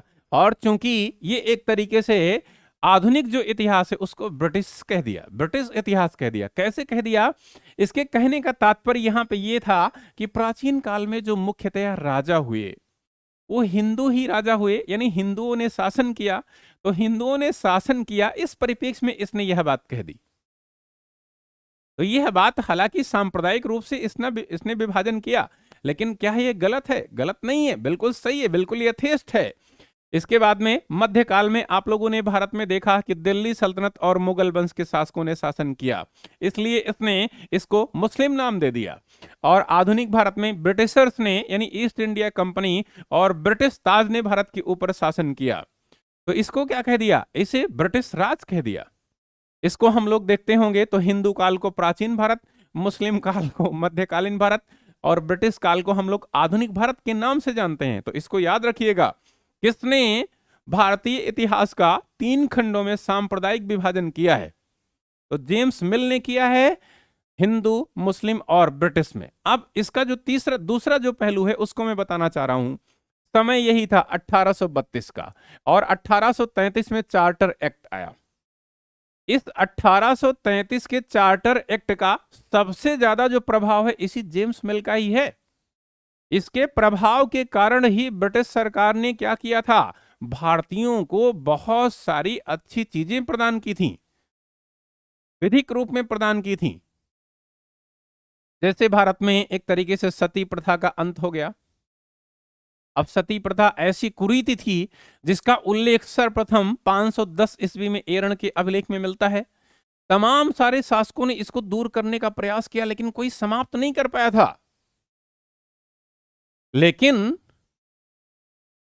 यह जो जर्मी बेंथम था, कहीं ना कहीं ये भारत की कुरीतियों के बारे में देखता था, इसका दिल भी कहीं ना कहीं भारत के बारे में रोता था। इसी परिप्रेक्ष्य में तो इसने प्रयास किया और 1833 का चार्टर एक्ट आया। और जो विलियम बेंटिंक है, अभी तक आप लोग जान रहे होंगे कि सती प्रथा विलियम बेंटिंक के प्रयासों से खत्म हुई। सती प्रथा एक तरीके से राजा राम मोहन राय के प्रयासों से खत्म हुई, लेकिन यह नहीं जान रहे होंगे कि जर्मी बेंथम के प्रयासों से भी भारत में एक कुरीति समाप्त हुई थी जिसका नाम था सती सिस्टम। तो इसको भी जानिए आप लोग। अब आगे देखते हैं, इतिहास को हम अलग अलग कालखंडों में बांटने की कोशिश क्यों करते हैं? क्या रीजन है, क्यों बांटते हैं हम कालखंडों में इतिहास को? जैसे 3 कालखंडों में इसने बांट दिया, तो क्यों बांटते हैं हम? इसकी भी एक वजह है, हम एक दौर की खासियतों और उसके केंद्रीय तत्वों को पकड़ने की कोशिश करते हैं। प्राचीन भारत में खास खास क्या बात रही, केंद्रीय तत्व क्या रहे, उसको हम जानने की कोशिश करते हैं और उसकी तुलना मध्यकालीन भारत और आधुनिक भारत में करते हैं, तुलनात्मक अध्ययन करते हैं। इसलिए हम इतिहास को कई कालखंडों में बांटते हैं। ठीक, ये देखो, मिल को लगता था कि सारे एशियाई समाज, अब इसका जो पहला वाला पहलू है, बाद वाला नहीं, पहला वाला पहलू, ये क्या कहता है कि जो एशियाई समाज है ये काफी पीछे है। किससे पीछे है? और अब से पीछे है। ये अपने आप को क्या दिखाने का प्रयास कर रहा है? अपने प्राथमिक पहलू में यह दिखाने का प्रयास कर रहा है कि हम लोग काफी सभ्य थे। मतलब हम लोगों से तात्पर्य यहां यूरोपीय समाज और संस्कृति से है। हम लोग सभ्य थे, हम लोग मैनर्स वाले थे। जो हमारी सभ्यता थी वह सबसे अग्रणी सभ्यता थी बजाय एशिया के। एशिया वालों में तो ऐसी चीज थी नहीं। यह कहता है इतिहास की उसकी समझदारी ये थी कि भारत में अंग्रेजों के आने से पहले यहां हिंदू और मुसलमान तानाशाहों का ही राज चलता था। ये कहता है कि भारत में हिंदुओं का शासन था, भारत में मुसलमानों का ही शासन था। यहां चारों ओर केवल धार्मिक बैर, जातिगत बंधनों और अंधविश्वासों का ही बोलबाला था। एक सच्चाई भी तो लिख रहा है भाई। अंधविश्वास हमारे यहाँ प्रचलित थे, जादू टोना टोटका, सती प्रथा, नरबली प्रथा, जौहर प्रथा, ये सब क्या है? ये सब अंधविश्वास ही तो हैं जो एक तरीके से मानव के लिए कहीं से उपयोगी हैं, मानव जाति के लिए नहीं उपयोगी हैं। धार्मिक बैर, आपस में जो धर्म है हमारे यहाँ, धर्म भी कई सेक्ट यानी संप्रदायों में बटे हुए हैं। अब जो संप्रदाय हैं वो एक ही धर्म की बातों को अलग तरीके से तोड़ मड़ोड़ कर पेश करते हैं। यही मुस्लिम धर्म और संप्रदाय में भी है। जो सिया हैं और सुन्नी हैं उनसे संबंधित जो मौलवी हैं, जो विचारधारा का नेतृत्व करते हैं, वो आप लोग देखते होंगे कि समय समय पर फतवा जारी करते हैं। तो फतवा का मतलब क्या है? तो फतवा का मतलब ये है कि इस्लाम को अपने हिसाब से चलाने का प्रयास कर रहे हैं, अपने हिसाब से परिभाषित करने का प्रयास कर रहे हैं। ये क्या होगा? ये कहीं ना कहीं असंगत होगा। यही कहना चाह रहा है जेम्स मिल।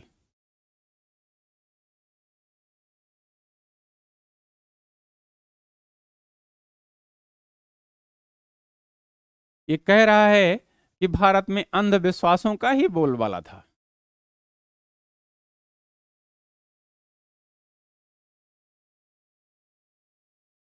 और क्या कहना चाह रहा है मिल? मिल कहना चाह रहा है, मिल की राय में ब्रिटिश शासन भारत को सभ्यता की राह पर ले जा सकता था। क्या कहना चाह रहा है मिल? मिल कहना चाह रहा है कि जो ब्रिटिश शासन है वो भारत को एक सभ्यता के रास्ते पर ले जा सकता था, और इस काम के लिए जरूरी था कि भारत में यूरोपीय शिष्टाचार, कला, संस्थानों और कानूनों को लागू किया जाए। मिल ने तो यहां तक सुझाव दिया कि अंग्रेजों को भारत के सारे भूभाग पर कब्जा कर लेना चाहिए।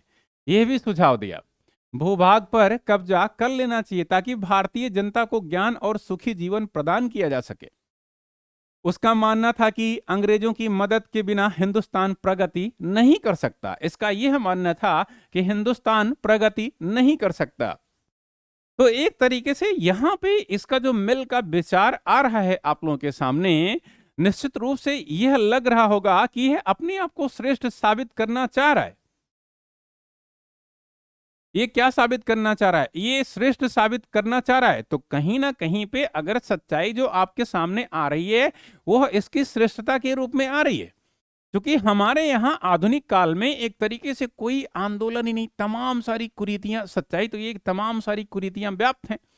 अब ये कह रहा है कि इन सब कुरीतियों को ब्रिटिश सरकार ही समाप्त कर सकती है, और निश्चित रूप से वो समाप्त कर सकती है। क्यों? क्योंकि वहां पे पुनर्जागरण आंदोलन आ चुका है, और पुनर्जागरण आंदोलन के केंद्र में मानव है, ईश्वर नहीं है। मानव मानव को आगे बढ़ा रहा है। मानव के जीवन को कैसे उपयोगी माना इन लोगों ने, कैसे उसको महत्व दिया, यह है एक तरीके से इनके इतिहास का केंद्र बिंदु रहा। और इस परिप्रेक्ष्य में फिर ये आगे बढ़े, इनके यहाँ औद्योगिक क्रांति आई, फिर ये विश्व विजय पर निकल पड़े और कई क्षेत्रों में इन्होंने कब्जा भी किया। तो भाई जो उदाहरण है, उदाहरण तो यही कह रहे हैं कि कहीं ना कहीं यह श्रेष्ठ है। लेकिन श्रेष्ठता का मतलब ये नहीं है कि जो भाई, ऐसा तो नहीं है कि एक तो श्रेष्ठ होगा ही। जैसे आपके आसपास में, या आप अपने फिंगर्स को देखो, पांचों उंगलियां तो एक जैसी निश्चित रूप से नहीं होती, सब बराबर नहीं होती, कोई छोटा है कोई बड़ा है, लेकिन आपसी ताना बाना आपस में कायम है, इसलिए चीजें चल रही हैं। लेकिन ये तो कुछ ज्यादा ही अपने आप को श्रेष्ठ बताने का प्रयास कर रहा है ब्रिटिश सभ्यता एवं संस्कृति को। ठीक। इसके अलावा इतिहास की इस धारणा में अंग्रेजी शासन प्रगति और सभ्यता का प्रतीक है। आज भी आप लोग देख रहे होंगे तो अंग्रेजी नहीं, अमेरिका ने इराक के ऊपर जब आक्रमण किया था और उसके क्षेत्रों पर कब्जा किया था, तो अमेरिका ने भी तो यही कहा था कि हम इराक को सभ्यता का पाठ पढ़ाने के लिए उसके ऊपर आक्रमण कर रहे हैं। तो ये जो साम्राज्यवादी शक्तियां होती हैं, इनकी जो प्रकृति होती है, इनका जो स्वरूप होता है वह यही होता है।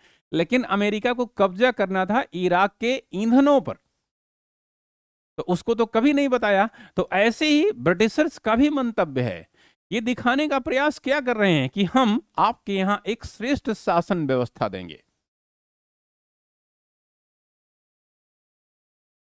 इसके अलावा क्या इतिहास के किसी दौर को हिंदू या मुसलमान दौर कहा जा सकता है? क्या इन सारे दौरों में कई तरह के धर्म एक साथ नहीं चल सकते हैं?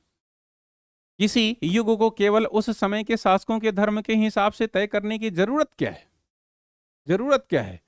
अगर हम ऐसा करते हैं तो इसका मतलब यह कहना चाहते हैं कि औरों के जीवन और तौर तरीकों का कोई महत्व तो नहीं होता। हमें याद रखना चाहिए कि प्राचीन भारत में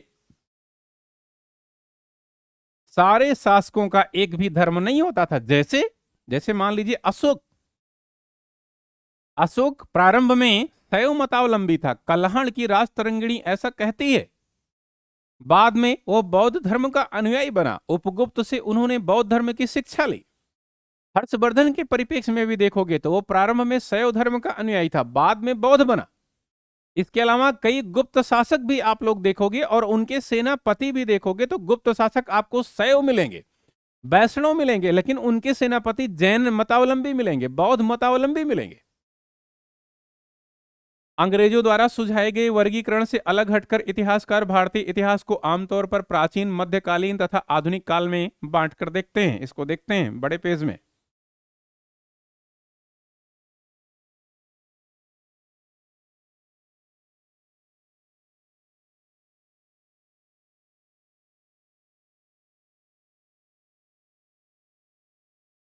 अंग्रेजों द्वारा सुझाए गए वर्गीकरण से अलग हटकर इतिहासकार भारतीय इतिहास को आमतौर पर देखिए प्राचीन भारत में, मध्यकालीन भारत में और आधुनिक काल में बांटकर देखते हैं। तो एक तरीके से जो भारतीय इतिहास का विभाजन किया गया है वो 3 खंडों में किया गया है भारतीय इतिहासकारों के द्वारा, न कि ब्रिटिश इतिहासकारों के द्वारा। प्राचीन और मध्यकालीन और आधुनिक भारत में इसको बांटा गया है।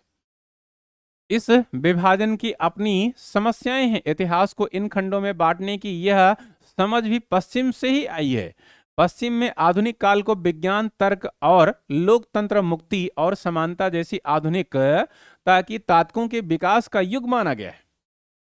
क्या माना गया है? एक तरीके से ब्रिटेन में यानी पश्चिम में यानी यूरोप में आधुनिक काल को क्या माना गया? विज्ञान की ताकत माना गया उसको। उसको और क्या माना गया? तर्क का बोलबाला माना गया, लोकतंत्र की मुक्ति मानी गई। इसके अलावा समानता जैसी कई आधुनिकताओं को एक तरीके से ताकत के रूप में देखा गया। क्या हमें अपने अध्ययन के लिए आधुनिक काल की इस अवधारणा को बिना सोचे विचारे ऐसे ही अपना लेना चाहिए या अपना सकते हैं? जैसा कि आप इस किताब में देखेंगे कि अंग्रेजों के शासन में लोगों के पास समानता, स्वतंत्रता या मुक्ति नहीं थी, ना ही यह आर्थिक विकास और प्रगति का दौर था, ना ही यह आर्थिक विकास और प्रगति का दौर था। इसी परिप्रेक्ष्य में बहुत सारे इतिहासकार इसे क्या कहते हैं? इसे औपनिवेशिक युग की संज्ञा प्रदान करते हैं। औपनिवेशिक युग यानी उपनिवेशवादी युग, उपनिवेशवादी युग यानी साम्राज्यवादी युग की संज्ञा प्रदान करते हैं इसी को, यानी आधुनिक काल को ही। अब बात होती है कि औपनिवेशिक शासन क्या होता है या औपनिवेशिक व्यवस्था क्या होती है या साम्राज्यवाद क्या होता है या उपनिवेशवाद क्या होता है। आइए समझते हैं इसको। इस किताब में आप पढ़ेंगे कि किस तरह, यानी जो हम लोग एनसीईआरटी का अध्ययन कर रहे हैं इसमें हम क्या क्या पढ़ेंगे, ये पूरा सारगर्भित चीजों को अभी हम लोग समझ रहे हैं कि किन किन चीजों का अध्ययन करें, फलता ये उपयोगी होगा आपके लिए। इसमें हम लोग यह पढ़ेंगे कि कैसे हमारे देश को जीता गया, स्थानीय नवाबों और राजाओं को दबाकर अपना शासन कैसे स्थापित किया अंग्रेजों ने। आप देखेंगे कि किस तरह उन्होंने अर्थव्यवस्था व समाज पर नियंत्रण स्थापित किया, हमारी अर्थव्यवस्था और समाज पर नियंत्रण स्थापित किया। स्थापित कौन करेगा? कोई विदेशी शक्ति स्थापित करेगी, उसी को उपनिवेशवाद के नाम से जाना जाएगा। अपने सारे खर्चों को निपटाने के लिए राजस्व वसूल किया, कई तरीके के राजस्व इन्होंने वसूले, भूमि कर वसूले, अन्य प्रकार के कर इन्होंने वसूले, अपनी जरूरतों की चीजों को सस्ती कीमत पर खरीदा, निर्यात के लिए महत्वपूर्ण फसलों की खेती कराई और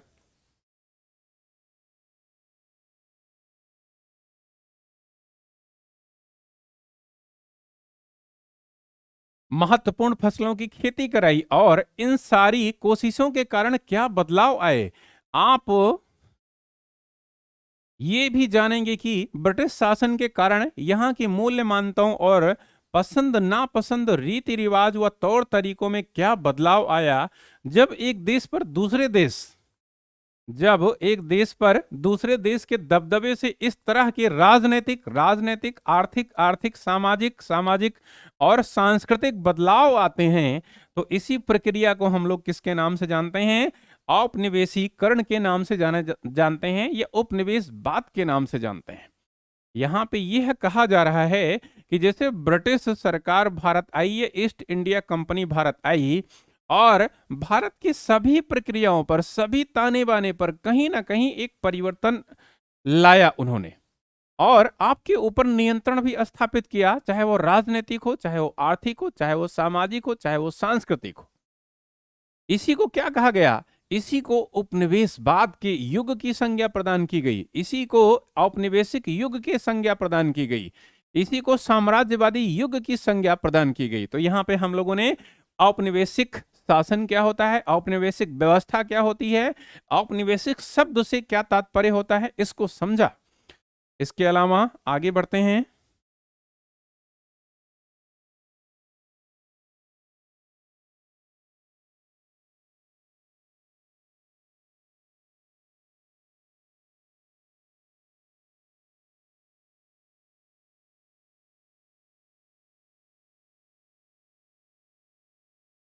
हम किस तरह जानते हैं, एक टाइटल आपके सामने है कि हम किस तरह जानते हैं। अब जो भारतीय इतिहास का 250 साल का इतिहास है, इसको लिखने में इतिहासकार किन किन स्रोतों का इस्तेमाल करते हैं, आखिर वे कौन से स्रोत हैं जिसका प्रयोग इतिहास लिखने में इतिहासकार करते हैं, इसको हमें समझना है। प्रशासन कैसे अभिलेख तैयार करता है, प्रशासन जो है वो कैसे अभिलेख तैयार करता है, जैसे जो हमारा संविधान है वो भी तो अभिलेख ही है, तो कैसे उसको तैयार किया गया, कैसे उसके लिए तमाम सारे स्रोत कहां कहां से लिया गया, कहां कहां से ग्रहण किया गया, फिर वो एक अभिलेख बना। तो कैसे ये जो अभिलेख है, ये कैसे इसका संकलन किया गया, कैसे इसको तैयार किया गया, इसको हम लोग देखते हैं।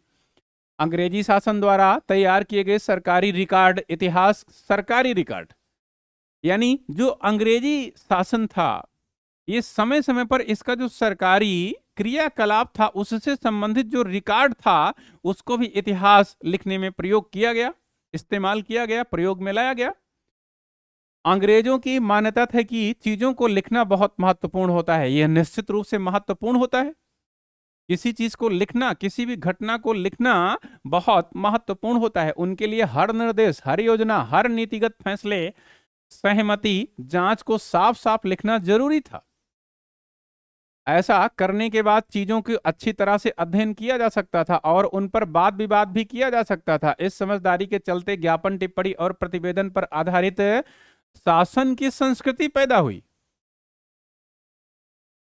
मतलब कोई भी प्रशासनिक और राजनीतिक और सांस्कृतिक क्रियाकलाप है, अंग्रेजों का मानना था कि उसको लिखना चाहिए, और यही इतिहास को लिखने का क्या है, स्रोत है।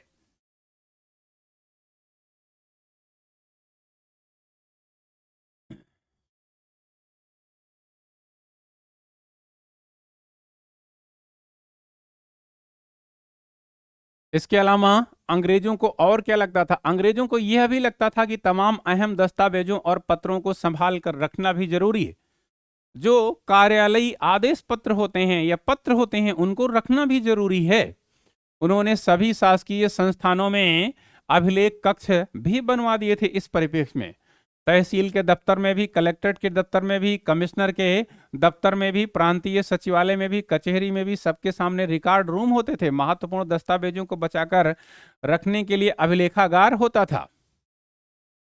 ये किसका सब दिया हुआ है, ये कहीं ना कहीं अंग्रेजों की ही देन है। और संग्रहालय जैसे संस्थान यानी म्यूजियम भी होते थे, तमाम सारे दस्तावेजों को वहां आज भी रखा जाता है। 19वीं सदी की शुरुआत में प्रशासन की एक शाखा से दूसरी शाखा के पास भेजे गए पत्रों और ज्ञापनों को आप आज भी अभिलेखागारों में देख सकते हैं। वहां आप जिला अधिकारियों द्वारा तैयार किए गए नोट्स और रिपोर्ट पढ़ सकते हैं, या ऊपर बैठे अफसरों द्वारा प्रांतीय अधिकारियों को भेजे गए निर्देश और सुझाव देख सकते हैं। 19वीं सदी यानी 1801 से लेकर 1900 तक के शुरुआती सालों में इन दस्तावेजों को सावधानी पूर्वक नकलें बनवाई जाती थी। जैसे मान लीजिए कि आज भी आप लोग जाएंगे और आपसे संबंधित जो दस्तावेज हैं वो कहीं ना कहीं तहसील में, कचहरी में वो जमा है। अगर मान लीजिए आप अपनी खतौनी की नकल लेने जाएंगे तो वो नकल आपको मिल जाएगी, उसमें विस्तृत विवरण आपको दिया जाएगा। तो ये सब किसका मानना था, ये जो क्रिया पद्धति थी ये किसकी कहीं ना कहीं दी हुई है, अंग्रेजों का मानना था और उन्हीं की दी हुई है। उन्हें खुसन वीसी के माहिर उन्हें खुसन बीसी के माहिर लिखते थे। इसका मतलब यह है अभिलेखों को लिखने का काम कौन करता था? जो इसका एक्सपर्ट होता था। खुसन बीसी का मतलब यह है जो इससे संबंधित क्लर्क होते थे वे इसको लिखते थे। खुसन बीसी या सुलेखन बीस ऐसे लोग होते थे जो बहुत सुंदर ढंग से चीजों को लिखते थे। ये खुसन बीस या सुलेखन, ये सब आप लोग देखेंगे, चिटनिस या सुलेखन बीस, ये सब हमारे यहाँ ऐसा नहीं है कि सब कुछ हमें अंग्रेजों ने दिया। ये पहले से हमारे यहाँ थे, ये शिवाजी के समय में थे। ये अन्य प्रदेशों में भी ऐसे तमाम सारे अधिकारी कर्मचारी होते थे जो तमाम सारे दस्तावेजों को तैयार करने का काम करते थे। प्राचीन काल में भी था ऐसा, लेकिन ये अंग्रेजों की विचारधारा है, ये उनका मानना है। ठीक।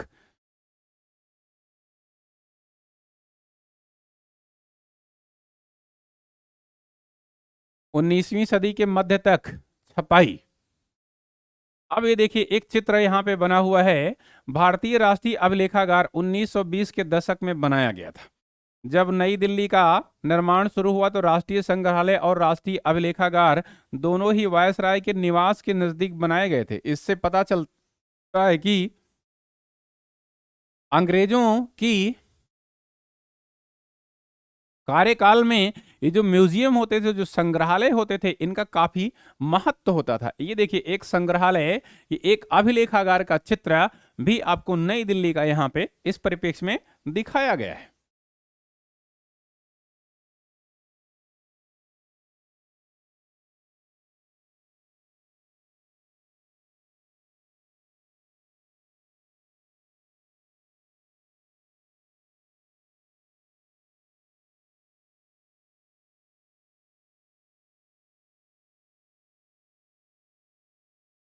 सर्वेक्षण का बढ़ता महत्व या उपयोग।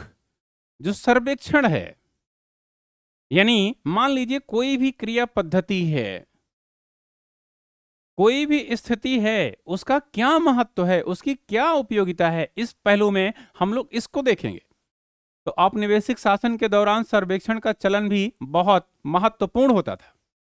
औपनिवेशिक शासन का चलन भी बहुत महत्वपूर्ण होता था।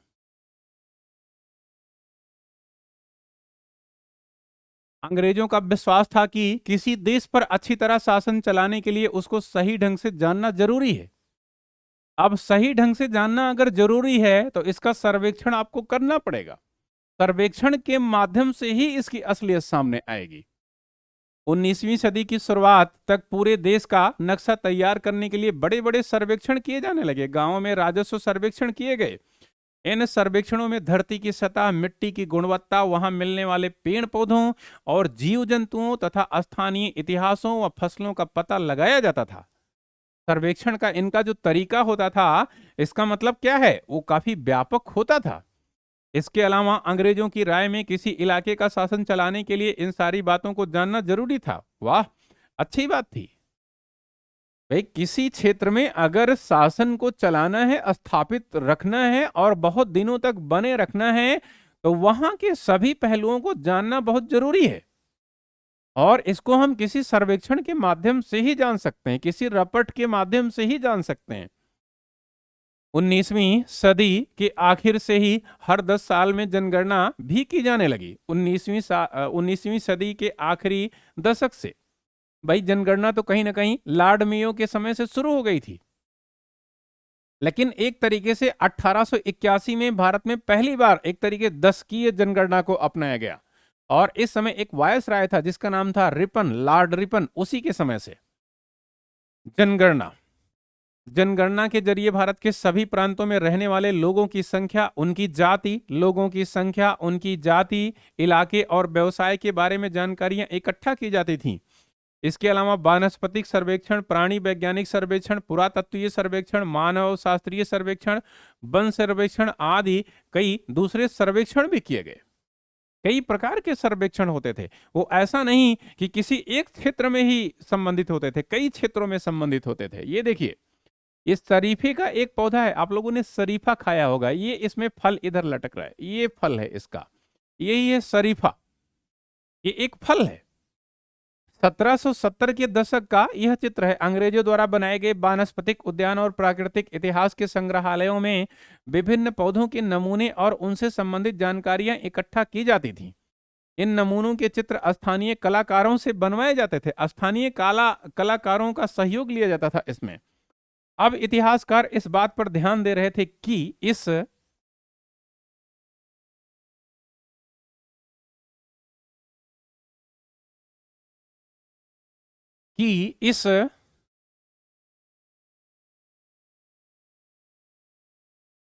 तरह की जानकारी किस तरह इकट्ठा की जाती थी और इससे उपनिवेशवाद के बारे में कैसे पता चलता है। अब जो इतिहासकार हैं, ऐसा नहीं कि वो राज्याभिषेक से संबंधित चीजों को अब लिखने का प्रयास कर रहे हैं। अब वो एक तरीके से सभी क्षेत्र की घटनाओं को देख रहे हैं और वहां से यह भी खोजने का प्रयास कर रहे हैं कि इसमें उपनिवेशवाद की झलक कहां पे दिखलाई पड़ती है। इसके अलावा यहां पे लौटते हैं हम लोग।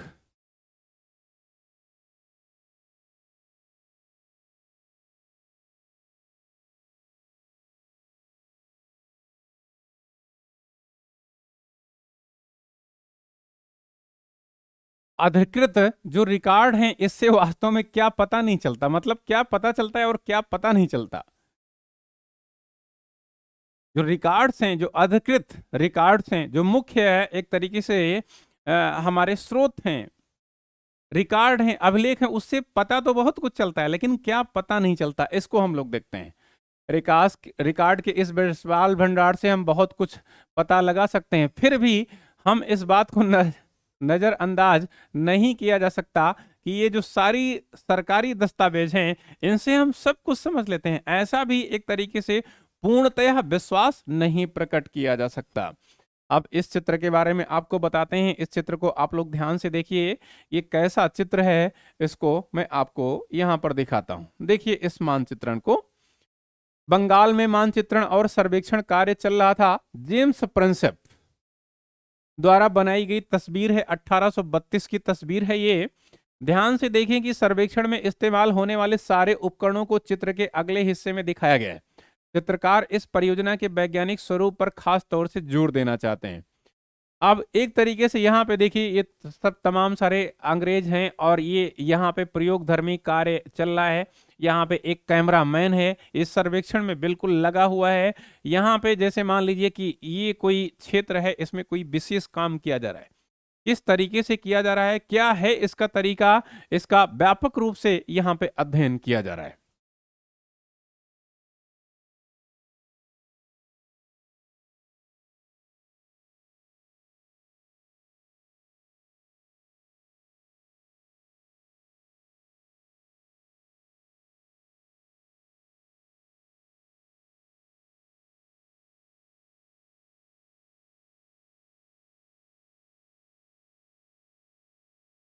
इस चित्र को देखिए, यह है जो चित्र है वो 1857 के विद्रोहियों का चित्र है। अंग्रेजों के कहीं ना कहीं 100 वर्ष के शासन पूरे होने के बाद में जो भारतीयों ने अंग्रेजों का सशक्त विरोध किया था, वो 1857 के विद्रोह या क्रांति के रूप में भारत के इतिहास में जाना गया। इसमें जो क्रांतिवीर थे वो एक झटके में अंग्रेजों को भारत से भगा देना चाहते थे। यह जो 1857 का विद्रोह है, यह मुख्यतः बैरकपुर के भारतीय सिपाहियों से प्रारंभ किया गया था, जो ईस्ट इंडिया कंपनी में नियुक्त थे। धीरे धीरे ही यह विद्रोह मेरठ आ गया, फिर दिल्ली, फिर लखनऊ, फिर फैजाबाद, फिर बिहार, फिर अन्य क्षेत्रों में, यानी उत्तर भारत के लगभग लगभग संपूर्ण क्षेत्रों में यह विद्रोह फैल गया। और ऐसा लगा कि जैसे अंग्रेजी सत्ता की जड़ें उखड़ जाएंगी और अंग्रेज यहां से भाग जाएंगे, लेकिन ऐसा हुआ नहीं। लगभग 2 साल के अंदर ही अंग्रेजों ने इस विद्रोह पर नियंत्रण पा लिया था। यह उसी विद्रोह का एक चित्र है। इसमें देखते हैं क्या इसमें प्रदर्शित किया जा रहा है, इसको समझते हैं। तस्वीरों को बहुत ध्यान से देखना चाहिए। ध्यान से देखिए इस तस्वीरों को, उनसे हम चित्रकार की सोच का पता चलता है। जो चित्रकार है उसकी सोच का तो पता चलता ही है, लेकिन चित्रकार किस मानसिकता से ग्रसित होकर इस चित्र को बना रहा है, ये भी हमें सोचना चाहिए।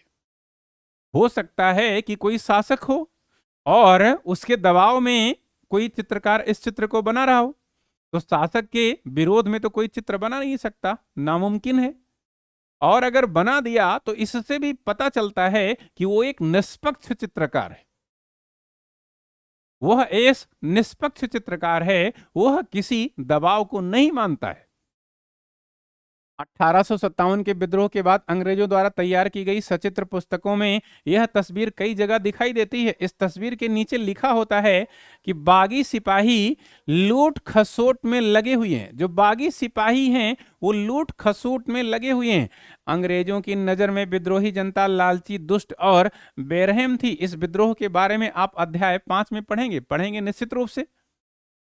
इसमें यह दिखाया गया है कि ये जो एक तरीके से सैनिक हैं, सिपाही हैं, ये जो विद्रोही हैं, ये क्या कर रहे हैं। इसमें यह दिखाने का प्रयास किया गया कि ये विद्रोही भारत को लूटने में लगे हुए हैं और अंग्रेजों की नजर में ये क्या हैं, ये लूट खसूट करने वाले नागरिक हैं। मतलब हमारे ऊपर ही आरोप लगा दिया, लूटो, उन्होंने आरोप हमारे ऊपर लगा दिया।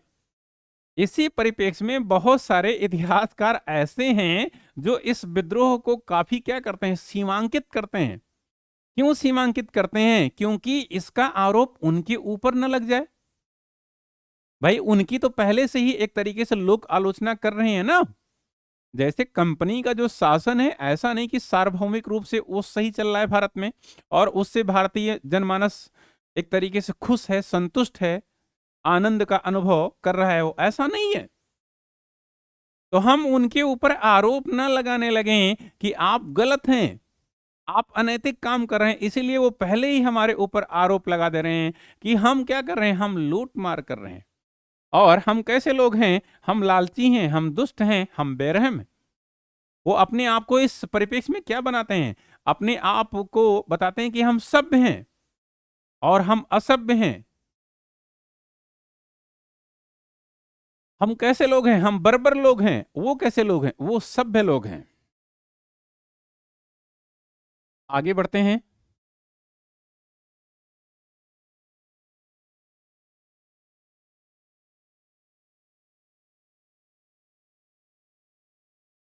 इनसे हमें यही पता चलता है कि सरकारी अफसर क्या सोचते थे, उनकी दिलचस्पी किन चीजों में थी। इससे हमें अंग्रेजों की सोच का पता चलता है, बाद के लिए वे किन चीजों को बचाए रखना चाहते थे। इन रिकॉर्ड से हमें यह भी समझने में हमेशा मदद नहीं मिलती कि देश के दूसरे लोग क्या महसूस करते थे और उनकी कार्यवाहियों की वजह क्या थी। ठीक, इन बातों को जानने के लिए हमें कहीं और देखना होगा। जब हम ऐसे दूसरे स्रोतों की तलाश में निकलते हैं तो उनकी भी कोई कमी नहीं रहती है। देखिए ध्यान से इस चीज को, सरकारी रिकॉर्ड्स के मुकाबले उन्हें ढूंढना थोड़ा सा मुश्किल होता है, लेकिन अगर हम गहराई से देखें, अपना नजरिया बदलें और उनको ढूंढें, तो हमें कुछ ऐसी डायरियां मिलती हैं, कुछ हमें ऐसी तीर्थ यात्राएं मिलती हैं, कुछ तीर्थ यात्राओं के संस्मरण मिलते हैं, कुछ आत्म कथाएं मिलती हैं, कुछ पौराणिक कथाएं मिलती हैं, कुछ साहित्यिक स्रोत मिलते हैं। और उन स्रोतों के माध्यम से हम कहीं ना कहीं जो इतिहास है उसका अगर लेखन करें तो एक निष्पक्ष इतिहास लेखन वहीं से निकल के आएगा। जैसे मैं आपको बताऊं कि जब 1857 का विद्रोह हुआ तो तमाम सारे सोर्सेज हैं, लेकिन वो जो सोर्सेज हैं वो सरकारी हैं। और 1857 के विद्रोह पर अंग्रेजों ने इतिहास लिखवाने का प्रयास किया। इसीलिए अगर कोई भारतीय इतिहासकार भी उसमें शामिल होता है तो अंग्रेजों के परिप्रेक्ष्य में, अंग्रेजों के पक्ष में इतिहास को लिखता है।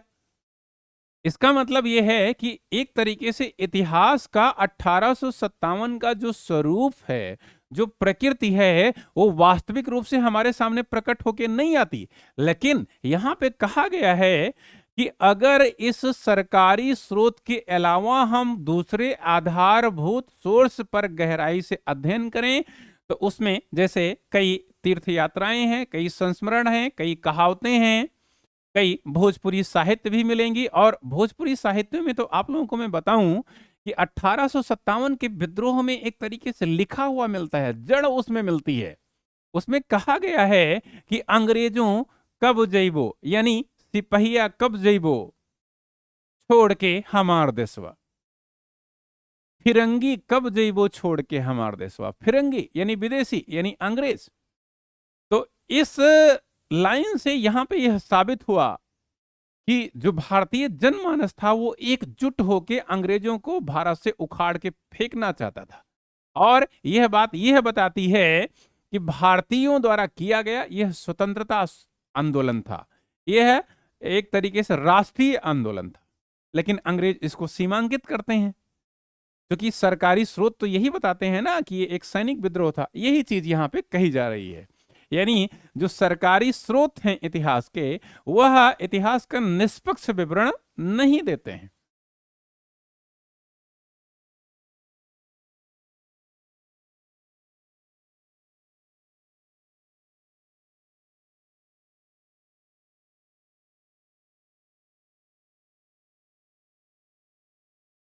को भी देखते हैं, इंसानों के खाने के लायक नहीं है। स्रोत दो, यहाँ पे लिखा हुआ है कि अखबारों से देश के विभिन्न विभागों में चल रहे आंदोलनों का पता चलता है। यहाँ 1946 में हुई पुलिस की एक हड़ताल की खबर दी गई है। दिल्ली में 2000 में ज्यादा पुलिस वालों ने बृहस्पतिवार को सवेरे अपने कम वेतन और पुलिस लाइन बावर्ची खाने में आने वाले घटिया भोजन के खिलाफ खाना खाने से इनकार कर दिया था। 2000 की घटना है, काफी अपडेट है, ये ध्यान रखिएगा। जैसे जैसे ये खबर दूसरे पुलिस थानों में पहुंचती गई, वहां भी पुलिस वालों ने खाने से इनकार कर दिया। एक हड़ताली का कहना था कि पुलिस लाइंस की रसोई में हमारे लिए जो खाना आता है वो कोई इंसान नहीं खा सकता। हमें जो चपाती और दाल खानी पड़ती है उसे जानवर तक नहीं खा सकते। ये एक तरीके से जो खबर छपी हुई थी, वो हिंदुस्तान टाइम में 12 मार्च 1946 को यह खबर छपी हुई थी। तो कहीं ना कहीं यह जो एक तरीके से पेपर है, और पेपर में यह जो इस घटना का वर्णन किया गया है, ये यथावत घटना के रूप में किया। अगर इसको हम लोग देखें तो ये वास्तविक घटना है।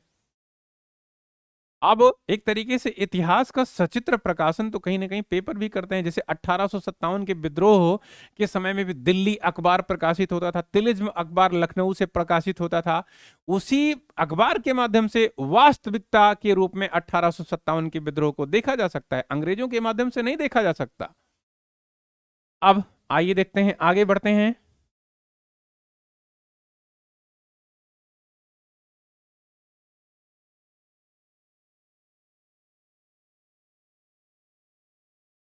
लेकिन ये सारे स्रोत, जो ये स्रोत हमने बताए, ये सारे स्रोत उन्होंने ही, उन लोगों ने ही रचे हैं जो पढ़ना लिखना जानते थे। निश्चित रूप से भाई, पढ़ना लिखना जानेंगे तभी तो इस स्रोत की रचना करेंगे वे। इनसे हमें यह पता नहीं लग सकता कि आदिवासी और किसान, खदानों में काम करने वाले मजदूर या सड़कों पर जिंदगी गुजारने वाले गरीब किस तरह के अनुभव कर रहे होंगे, या कैसे उनका जीवन यापन चल रहा होगा। यानी ये जो स्रोत हैं, इनके माध्यम से हमें मुख्य घटना के बारे में बताया जा रहा है। हमें आम जनजीवन के बारे में नहीं बताया गया, हमें आम संस्कृति के बारे में नहीं बताया गया।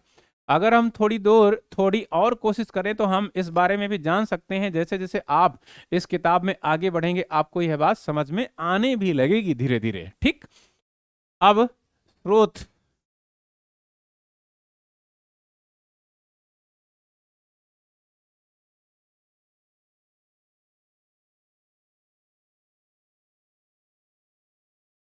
अब एक तरीके से ये इस पहली यूनिट का आखिरी भाग है, इसको पढ़ना बहुत जरूरी होता है। अगर हम सबसे पहले इस पेज को देख लें कि इसमें क्या क्वेश्चन दिया हुआ है, और तुरंत पलट के पुनः पहले पेज से यानी टॉपिक से अध्ययन करने लगें, तो ये आपके लिए काफी उपयोगी होगा। इसमें फिर से याद करें। आइए देखते हैं हम लोगों ने इसमें क्या क्या पढ़ा, सही और गलत बताएं। जैसे जेम्स मिल ने भारतीय इतिहास को हिंदू में, मुस्लिम में, ईसाई, तीन काल खंडों में बांटा है। अब ईसाई की जगह यहाँ पे अगर ब्रिटिश शब्द का प्रयोग किया जाए तो कोई दिक्कत नहीं है, और ब्रिटिशर्स जो हैं वो ईसाई हैं, तो ये बात सही है। आगे खा में देखते हैं, सरकारी दस्तावेजों से हमें यह समझने में मदद मिलती है कि आम लोग क्या सोचते हैं। आम लोग क्या सोचते हैं, सरकारी दस्तावेजों से यह जानने में मदद नहीं मिलती है कि आम लोग क्या सोचते हैं। सरकारी दस्तावेज से तो हमें सरकारी गतिविधियों के बारे में पता चलता है ना, यही हमने समझा। नेक्स्ट, अंग्रेजों को लगता था कि सही तरह शासन चलाने के लिए सर्वेक्षण महत्वपूर्ण होते हैं। यह बात सही है, सही तरीके से शासन चलाने के लिए सर्वेक्षण जो अंग्रेजों ने बताया, हम लोगों ने पढ़ा भी, वो उपयोगी था, वो महत्वपूर्ण था। एक बात और, कुछ कल्पना के बारे में कहा गया है। ये आइए कल्पना करें, कल्पना कीजिए कि आप एक इतिहासकार हैं। कीजिए आप लोग कल्पना, आप लोग स्वयं सोचिए कि हम एक इतिहासकार हैं, हम एक हिस्टोरिक पर्सन हैं। आप यह पता लगाना चाहते हैं कि आजादी मिलने के बाद एक दुर्गम आदिवासी इलाके की खेती में क्या बदलाव आए। इन जानकारियों को ढूंढने के विभिन्न तरीकों की सूची बनाइए। इसमें एक सूची आप लोग बना सकते हैं, इससे आप लोगों में एक तार्किकता का विकास होगा। आगे कुछ और दो तीन बातें हैं, इसको भी देखते हैं।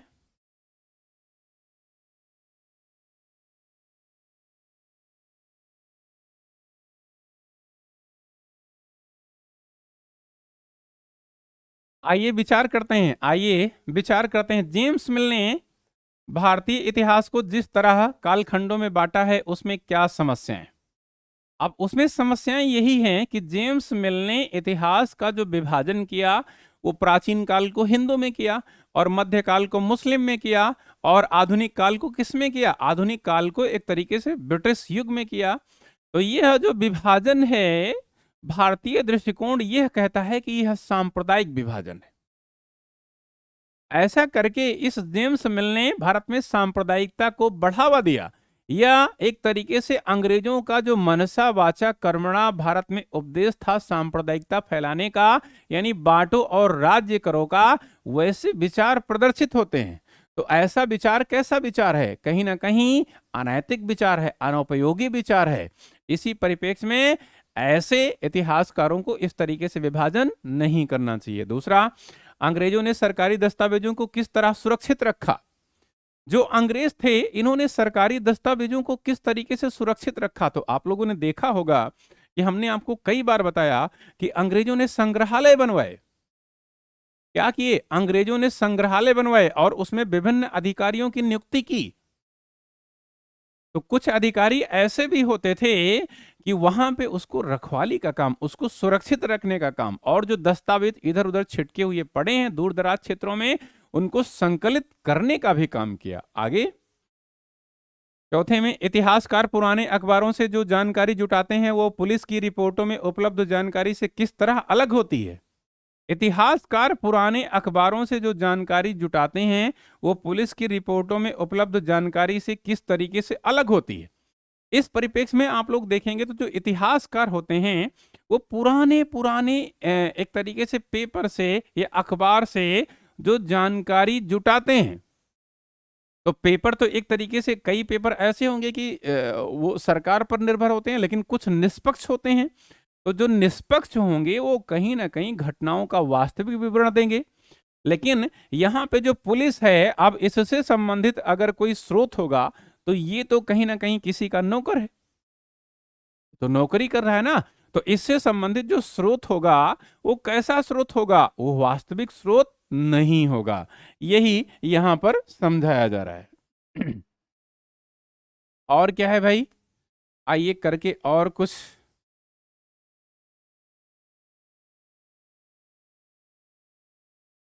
आइए करके देखें। क्या आप आज की दुनिया के कुछ सर्वेक्षणों का उदाहरण दे सकते हैं? सोच कर देखिए कि खिलौना बनाने वाली कंपनियों को यह पता कैसे चलता है सॉरी, पता चलता है कि बच्चे किन चीजों को ज्यादा पसंद करते हैं, या सरकार को यह कैसे पता चलता है कि स्कूलों में बच्चों की संख्या कितनी है? इतिहासकार ऐसे सर्वेक्षण कैसे कर सकते हैं, कैसे हासिल कर सकते हैं? तो इतिहासकार इसमें तमाम सारे तरीके अपनाते हैं। इसको जरा आप लोग सोचिएगा भी कि हाँ, ऐसा कैसे संभव होता है, कैसे आसान होता है। तो दोस्तों, आज की ये जो आप लोगों के बीच में पहली यूनिट रही, एनसीईआरटी कक्षा 8 हमारे अतीत की, वो आप लोगों के बीच में पूरी तरीके से कवर हुई। हम लोगों ने व्यापक रूप से इसको समझा, इसको देखा। अब कल से जो एक तरीके से क्लास प्रारंभ होगी, वो एक तरीके से आप लोगों के बीच में वो आपके सिलेबस के अनुकूल होगी, लेकिन ये भी आप लोगों के बीच में एक व्यापक समझ का विकास करती है और इससे हमें पता चलता है कि हम इस किताब में किन किन बातों का अध्ययन करेंगे। तो इसको आप लोग देखें, व्यापक रूप से समझें और इस वीडियो को लाइक भी करें, आप लोग इसे शेयर भी करें। आगे कल से आप लोगों के बीच में निरंतर कक्षाएं होंगी, तो आज की क्लास में आप लोग शामिल हुए। आप लोगों को बहुत बहुत धन्यवाद, बहुत बहुत शुक्रिया।